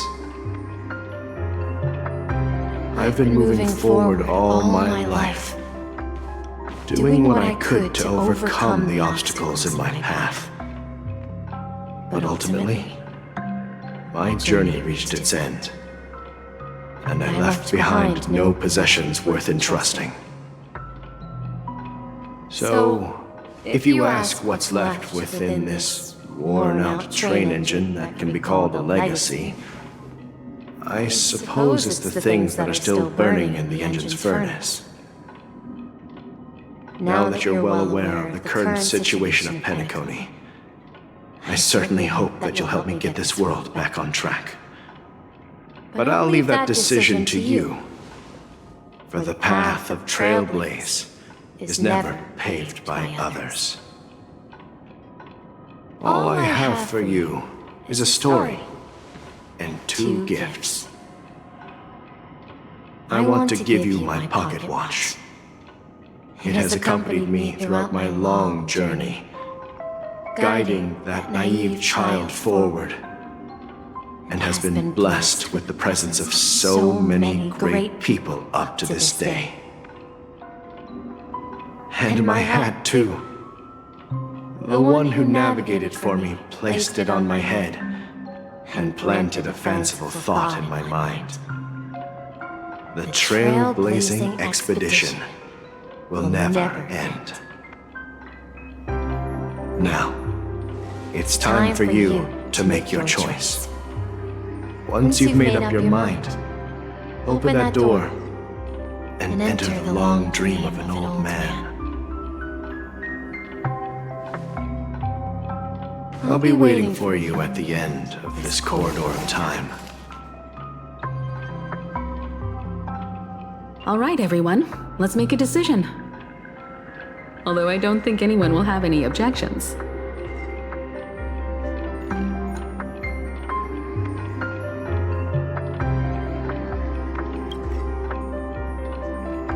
Come on, stop joking at a moment like this. We've come this far. Surely there's no other option than moving forward. In that case, the vote stands at 2-1. Then let's proceed together to the end of this stream and tell Mikhail our decision.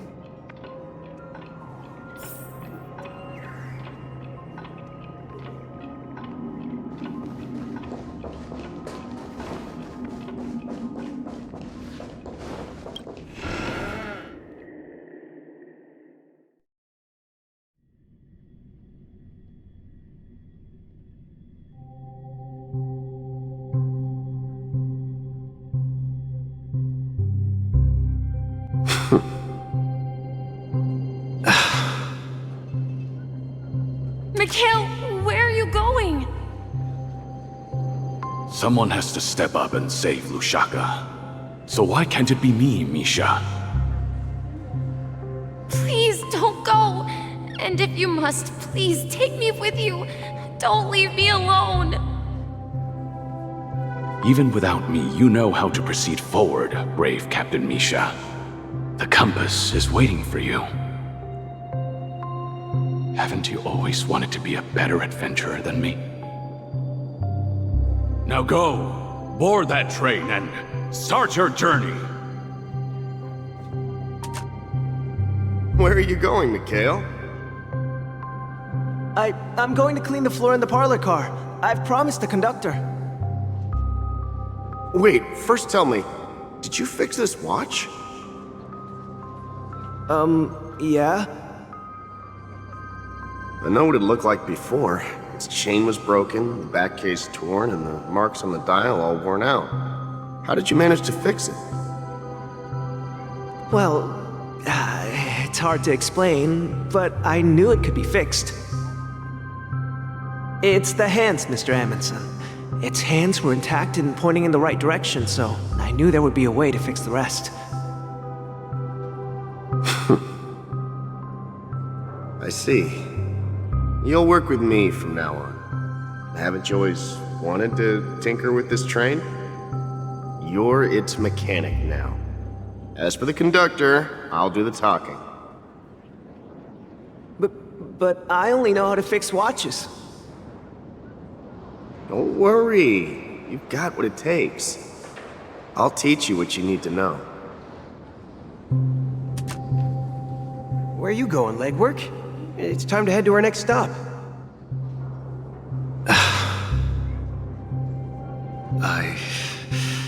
I'm staying in Astana with Rosalina and Tiernan. I see. This place reminds you of home. The people of Astana have only achieved a tiny victory and still have a long way to go towards true freedom. Hanunu needs us. Don't worry, not all journeys lead to the stars. Even if I leave the Express, our path of Trailblaze will continue. Yeah. I knew you wouldn't stay on the Express forever. Leave in peace, my friend. And, take this with you. This is Mr. Amundsen's hat. But why? When he departed, he said he would leave it to his best student. Well, I suppose the time has come.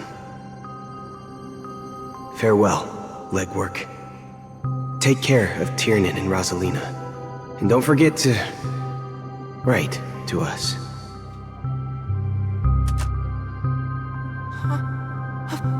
Where are you going, Watchmaker? Don't worry, Micah. Just going on a little trip. Someone has to be at the forefront of the interstellar frontier, and I'm the only former nameless in Penacony. So why can't it be me? Because you're all we have! Have you forgotten about Tiernan? The cosmos is way more dangerous now. What will happen to Penacony if we lose you too? But what will happen to Penacony if we don't find a way out? Ah, Tiernan. How could I ever forget him? I've spent countless sleepless nights asking myself why I didn't go with him back then. We Nameless won't stop. Don't worry, Micah. It's just a matter of getting back to my old profession. Just wait for me to come back. But if, and it's a big if I don't come back in one piece, then you'll become the next Watchmaker. Where are you going, old man? Oh, you're here. Answer my question. What are you up to? Relax, Gallagher. I just came up with a great idea. Wanna hear it? Oh, come on! Aren't all your ideas just ways to get yourself killed? I may be blunt here, but you're the last remaining hero in Penacony.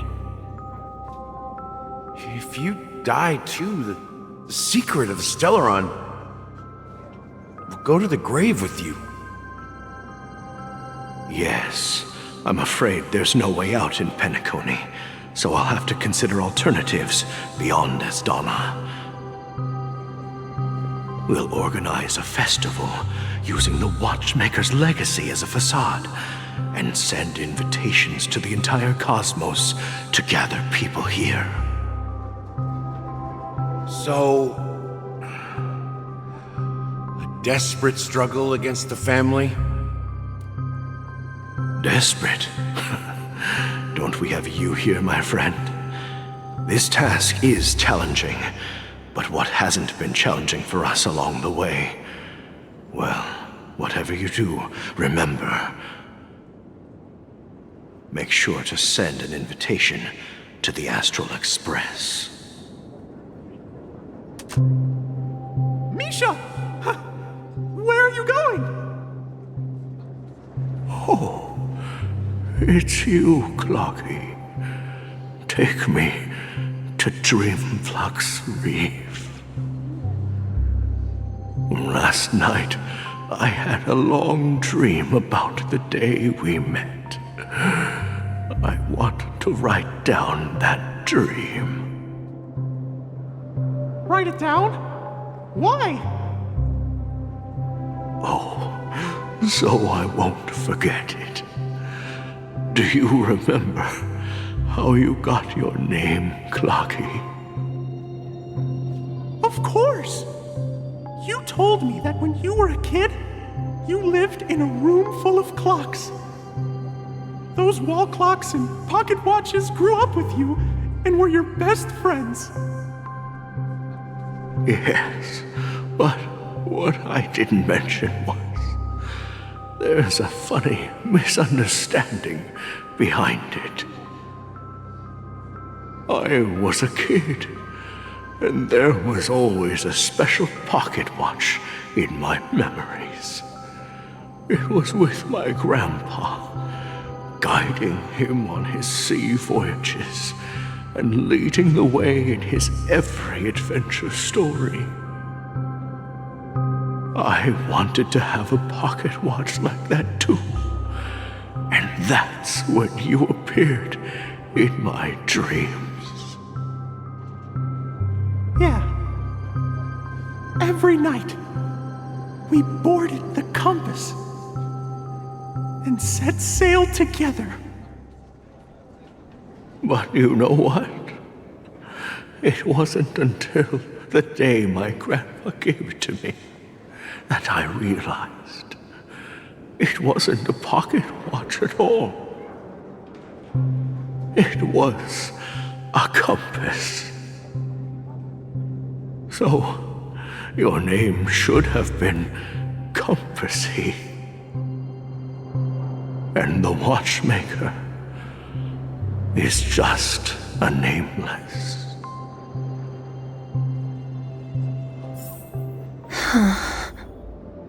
We've arrived at Dream Flux Reef. So, where to next? You know, Clocky, I don't think I'll be going anywhere else.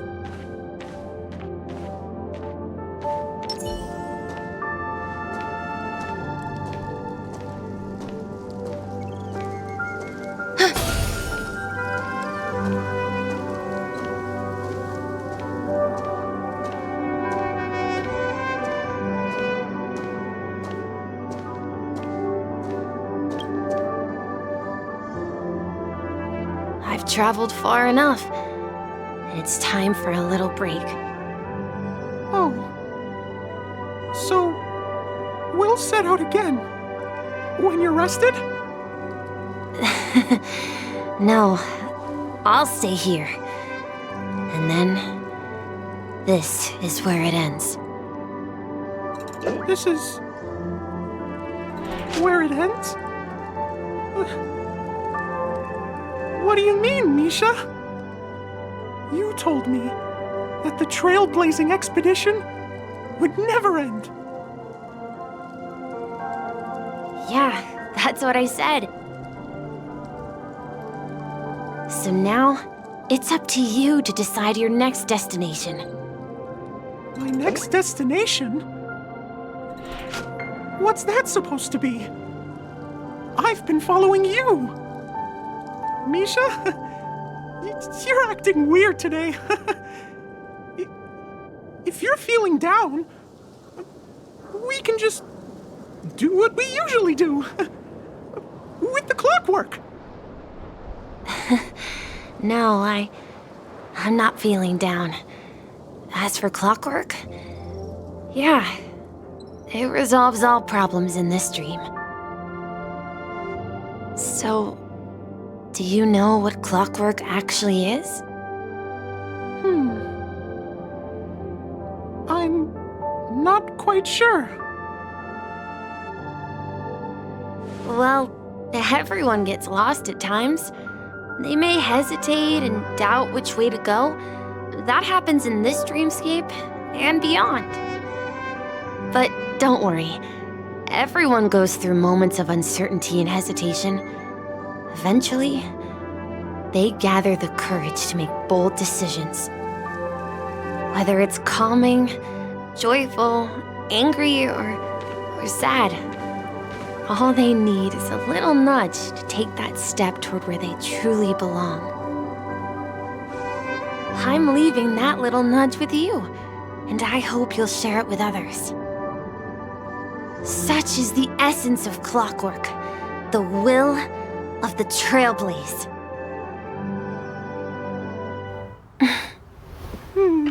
Clocky's hands spin around non-stop, indicating confusion, frustration, and weakness.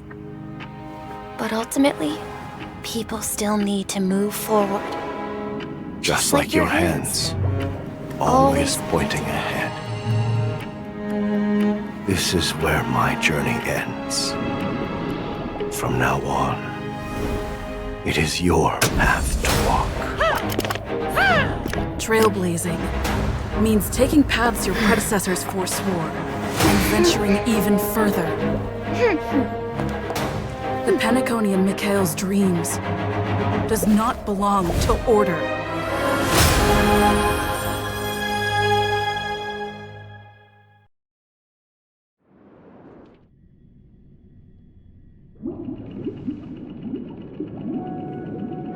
I can't believe that Eon would cast a glance at Penacony at a time like this. Is it because of the resonance from the legacy of the Trailblaze? Or perhaps the bond between you is so strong that it even impresses an Eon?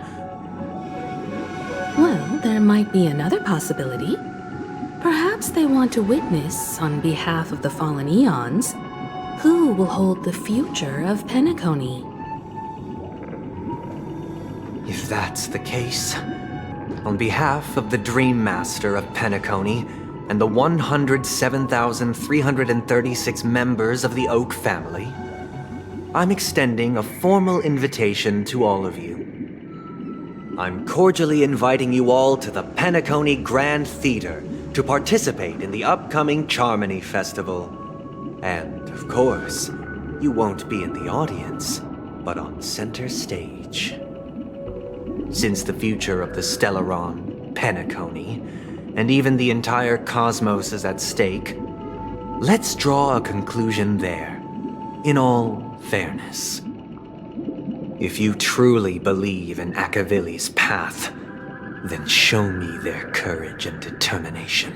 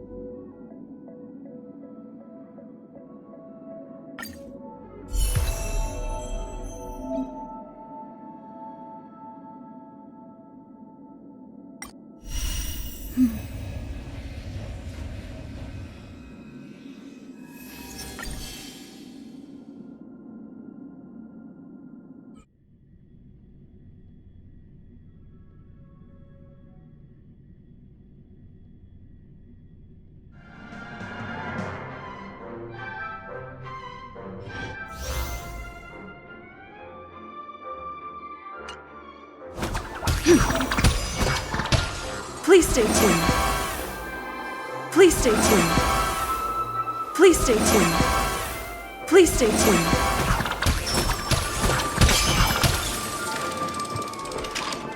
Please stay tuned.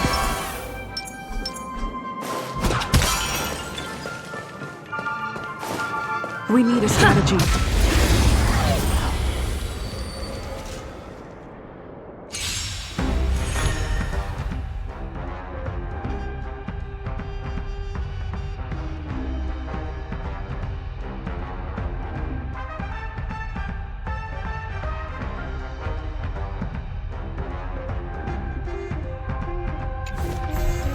Time to test our rapport.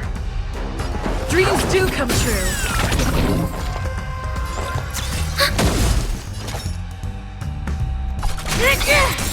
Step up, let's see ya!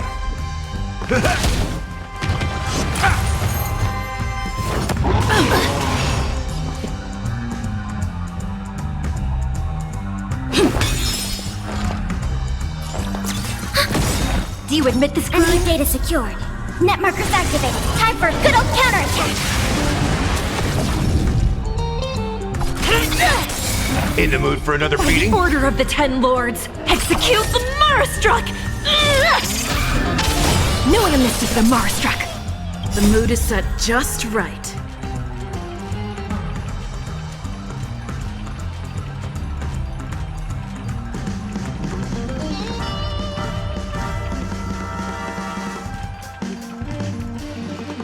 Don't let the show begin!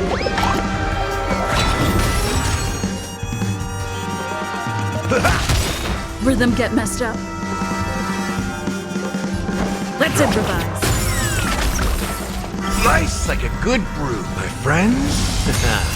Indulge yourselves!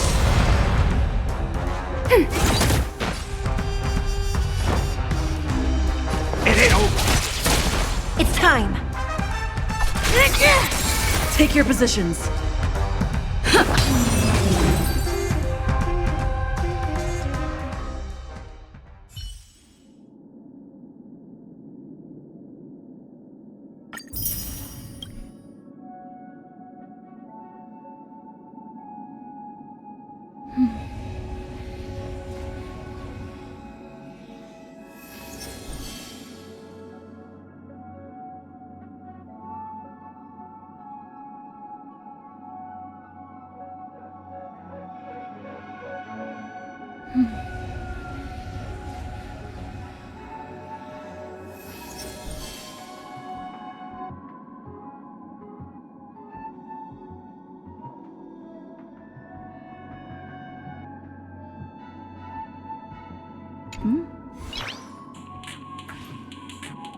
Noise.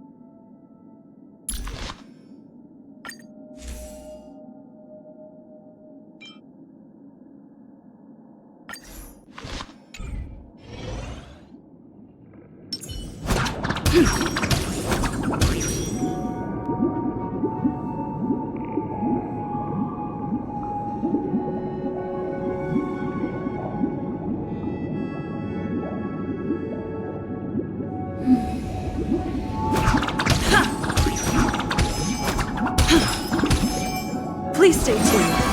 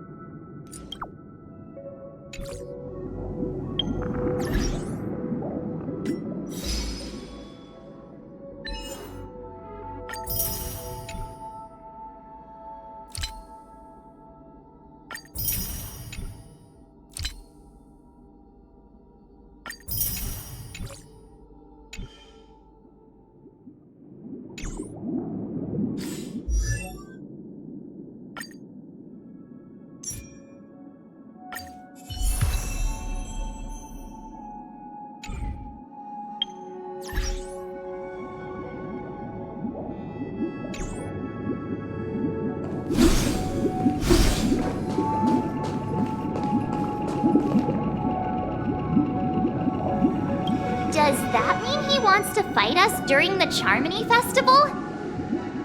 I'm afraid so. This is weird. Aren't Arc villains usually plotting some dirty conspiracy in the end? But he actually said something like, "In all fairness." Could it be that he's underestimating us? Well, in my opinion, Sunday is deeply committed to his own philosophy and genuinely wants to prove that the Order is right. I sensed a strong conviction and a desire for dominance in him. Maybe he won't accept the outcome unless he wins fair and square. That's why he'll give it his all in the upcoming battle.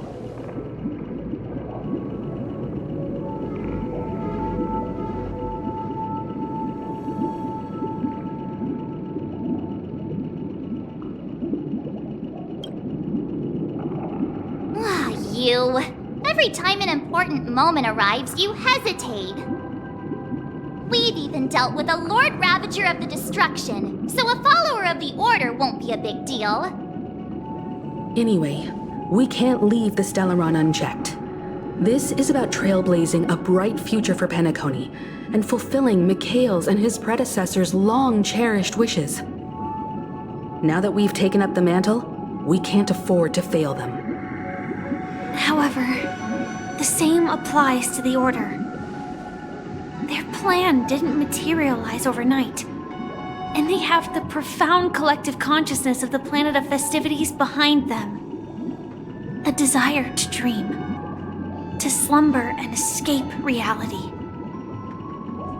All those hidden emotions have given birth to the sweet dream of the Order.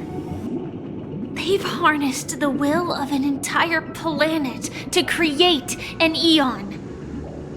This confrontation is far more complicated than a simple power struggle. To secure Penacony's future, fighting on the stage alone is not enough. What do you mean? Are you not coming with us? I believe Firefly is trying to say that she's heading off to another battle.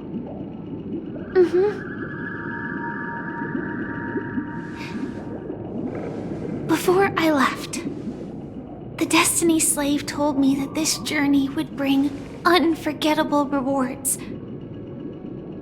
Even though the script he gave me only had a few lines, I couldn't ignore them. Because one of the lines said, "I'll experience death 3 times in the land of the dreams." 3 times? This can't be serious, right? The first time was a painful death when I was stabbed by the Blade of Dormancy, which led to all subsequent events.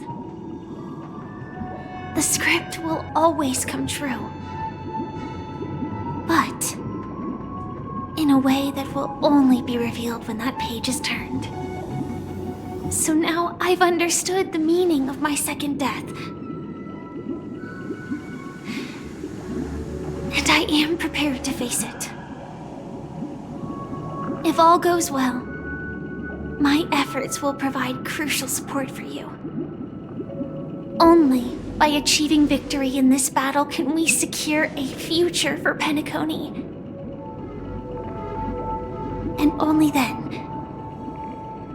my third and final death won't come true in the most terrible form. The most terrible form? Does that mean... The true death, where everyone in Penacony loses themselves completely in the eternal sweet dream of the Order. We must do everything we can to prevent that. Have you made up your mind, Firefly? Yes. Otherwise, I wouldn't be here. Thank you again for your assistance for the Astral Express. May we meet again, in reality. Yeah. Farewell, everyone. May your trailblazing expedition never end.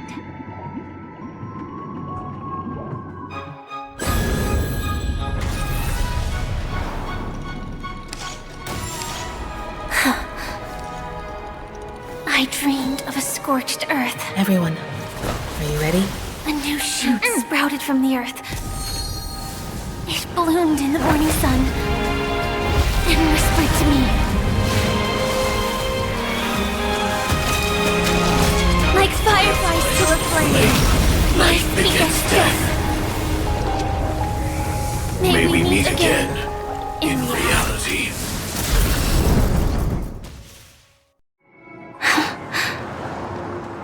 After today, Japella's name will disappear from cosmic history, and the Everflame Mansion will take its place.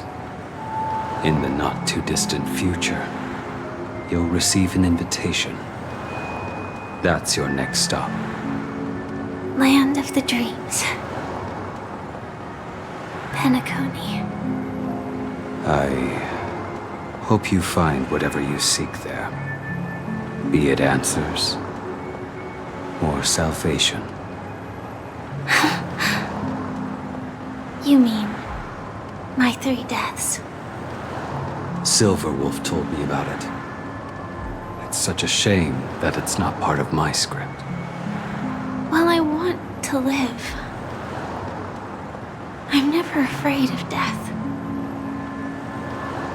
The opposite of death is eternal life, and that's something I'll never desire. People die, and I am no exception. Death is like a script, a fate that cannot be defied. But that's exactly why we have to choose where we want to rest forever. Do you exist just to perish? Are you not the same, Blade? The end you desire is not one dictated by others. If I were to die now, I would only be a weapon. I believe I should die as a human. Though its definition escapes me, isn't this the answer that ordinary people look for their whole lives? A name that can be carved onto their tombstone. The tombstone that belongs to me once bore the inscription, Glamoth's Iron Cavalry. Then it changed to Stellaron Hunter. But one day, it will bear the name Firefly. And all the brilliance she showed at the end of her life.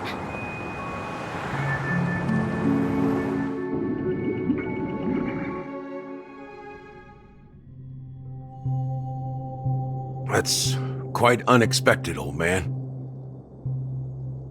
Who would have thought your crazy plan would actually work? Do all you nameless fools just act on a whim? I can sense that this false sweet dream is coming to an end. The nameless may be young, but they had the ability to achieve this goal. Just like you did in your time. It's a shame you won't be able to see it firsthand. Maybe I won't either. Once something fictional is seen through, it ceases to exist. Yeah, not just those nameless. Even Mr. Wings is just like you. Stubborn, won't listen or give up, no matter what. Well, fate is unpredictable, I guess. If we weren't bound by those cursed paths, maybe we could have had some good talks. But in the end, we managed to do it. And now we can find solace. Remember how those idiots cursed us? They said, "Go to hell, you worthless traitors!" Well, I don't know if they really meant it, but if longing for freedom means going to hell, then I'll be joining you soon, you fool.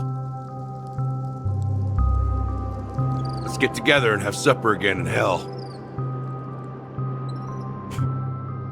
Oh, I almost forgot. There's one more thing. Here's to you. A glass of hello and goodbye, Trailblazer. To the imperfect tomorrow.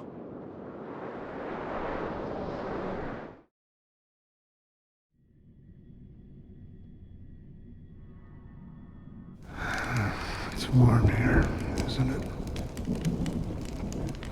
You're lucky to have found shelter from the rain.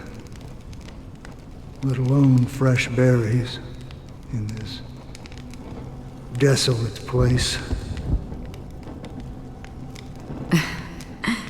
I was just following the scent of life. It's particularly strong in a place like this. It's a shame these berries don't have much flavor. Seriously? In case you didn't know, this fruit is pretty juicy. The only downside is that when you chew it, it becomes extremely spicy.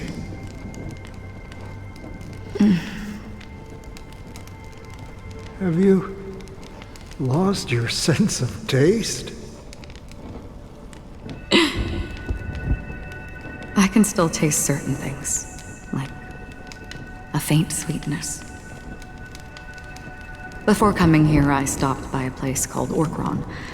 It had barren cliffs and nights lit by bonfires.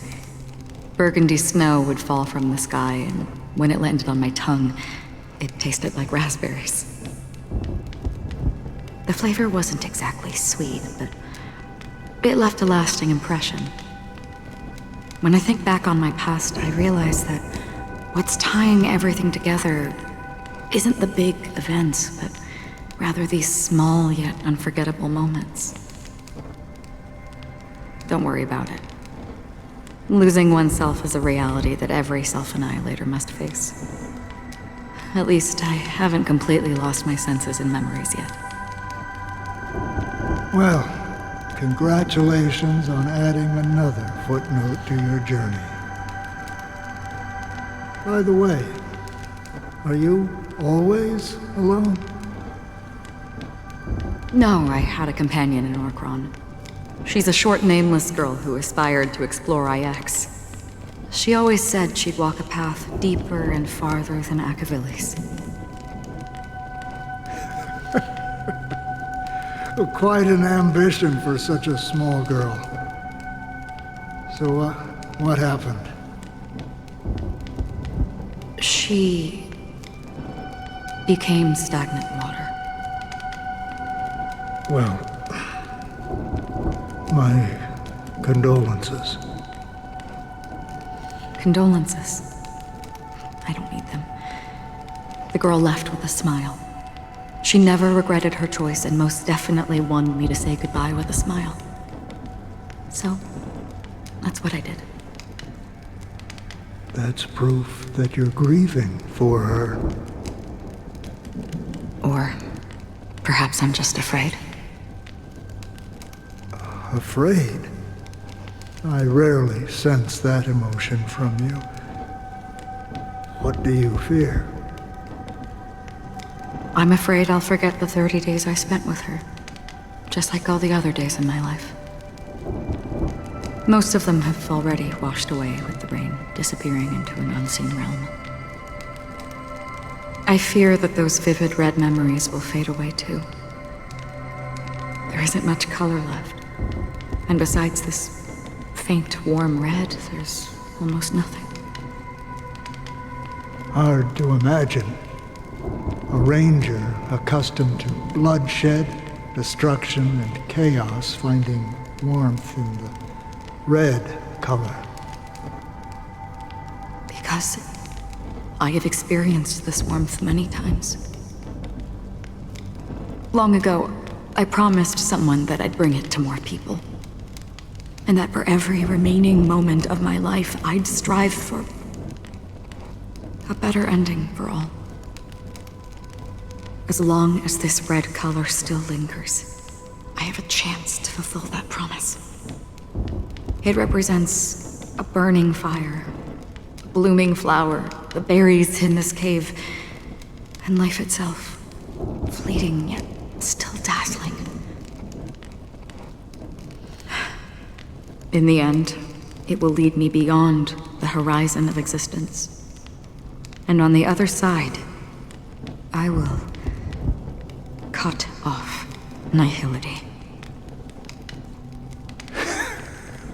The one blessed by the sleeping and shapeless is considering how to kill them.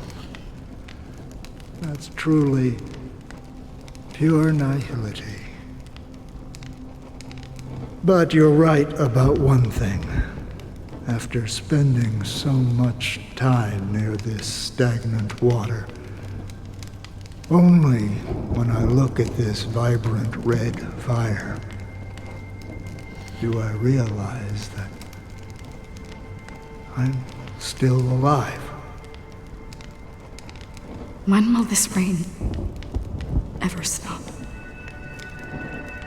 Perhaps when the sorrows of the departed have finally quieted down,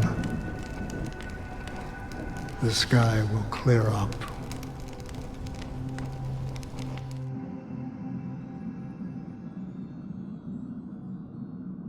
Have you heard of a planet named Biari Scamandros, Don Hung? It's one of the Paradise Kingdoms under the influence of the Harmony.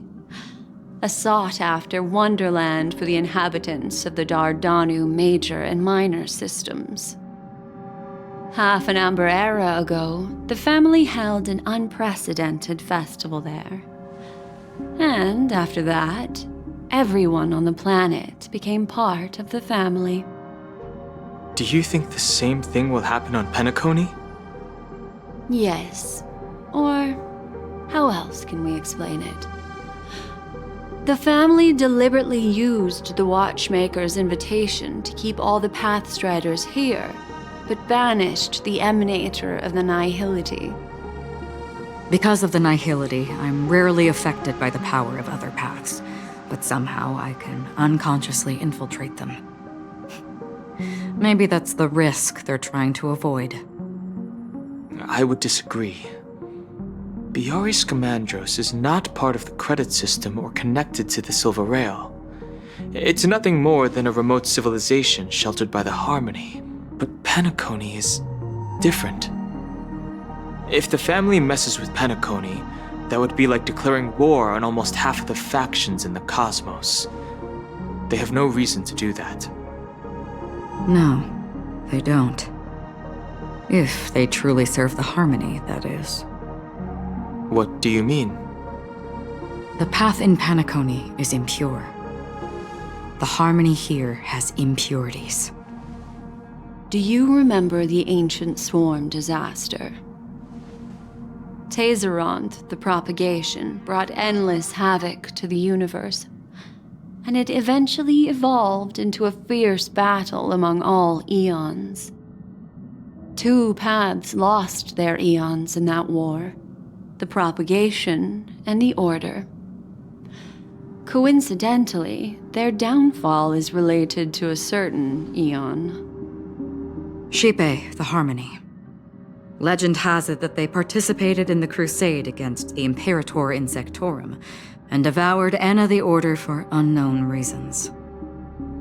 Holy forgaroni. So you're saying that the 2 leaderless paths are working behind the scenes? But I don't see any descendants of the propagation in Penacony.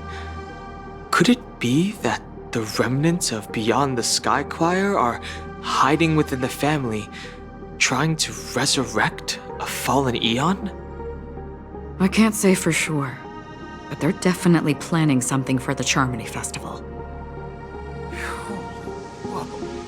This is getting way too complicated. Is this why you want us to leave Astana right away? Are you giving up? The Charmony Festival will start soon. There's one thing that I need to confirm no matter what. A warp jump is the best way to do so. Time is running out. I have another plan.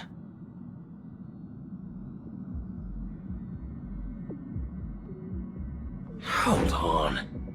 Are you thinking of using the Jade Abacus of Allying Oath? Exactly. The assistance from the Lawfu Cloud Knights would be enough. Think it over carefully. You can only use that once in your lifetime. I have considered it thoroughly. My companions are... they're also once-in-a-lifetime treasures.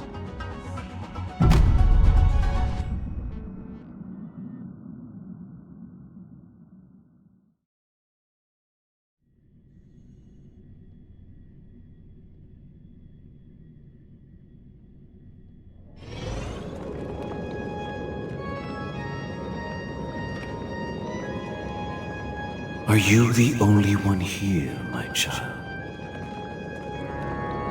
The Nameless is quite the diplomat. Our secrets have spread like wildfire within the family. And IPC starships are gathering towards Astana. This is a crucial moment for us. So, where is the chosen one who harmonizes the varied sounds?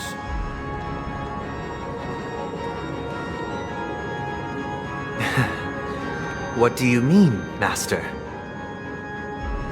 I'm right here in front of you, aren't I? You know, she was supposed to be the star of the Charmony Festival in our plan. But the plan has changed. As her brother, I know she doesn't want to sing for the Order. So I'll take her place. You've always been wise beyond your years. I'm sure you understand the consequences of your choice. If you consider this a betrayal, well, there can't be two suns in the sky. I'll step up and take down the other sun if necessary. Do you believe in karma? If karma exists, then everyone has their own karma. You have yours, and I have mine. And my karma has nothing to do with you, Mr. Gopherwood.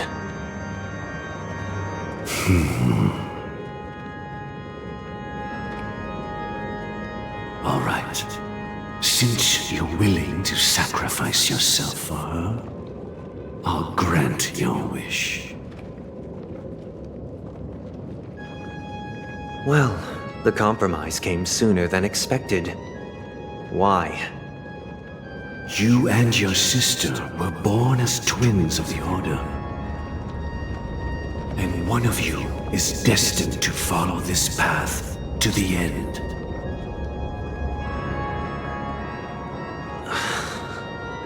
Is this part of your plan?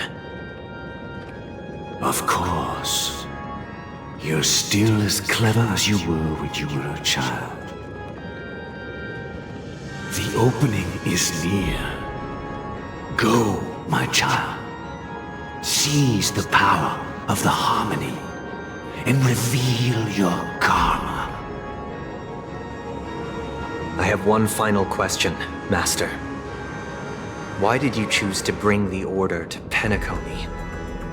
Wouldn't it have been better to choose a desperate world instead of a city filled with hope and dreams? Why?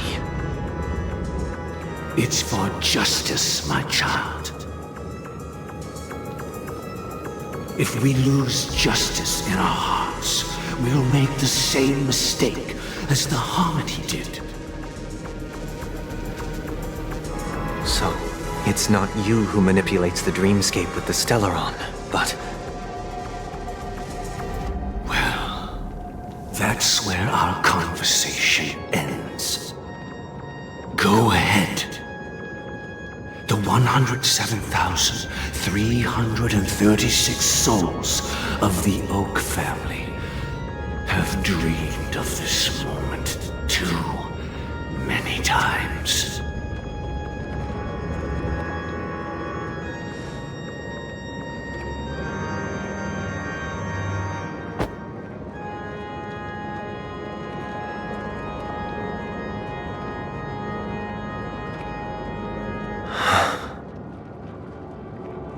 I shall ascend to the heavens, becoming the scorching sun. Bathed in my light, my people shall flourish, while all evil shall be eradicated.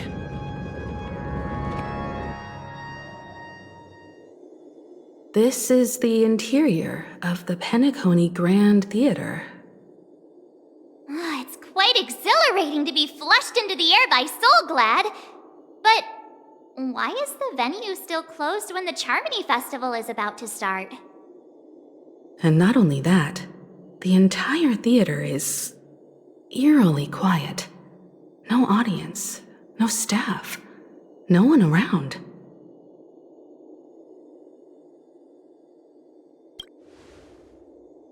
Yeah, I wonder how many tickets. Hey, that's not what we should be concerned about! Let's explore around. Be careful, everyone.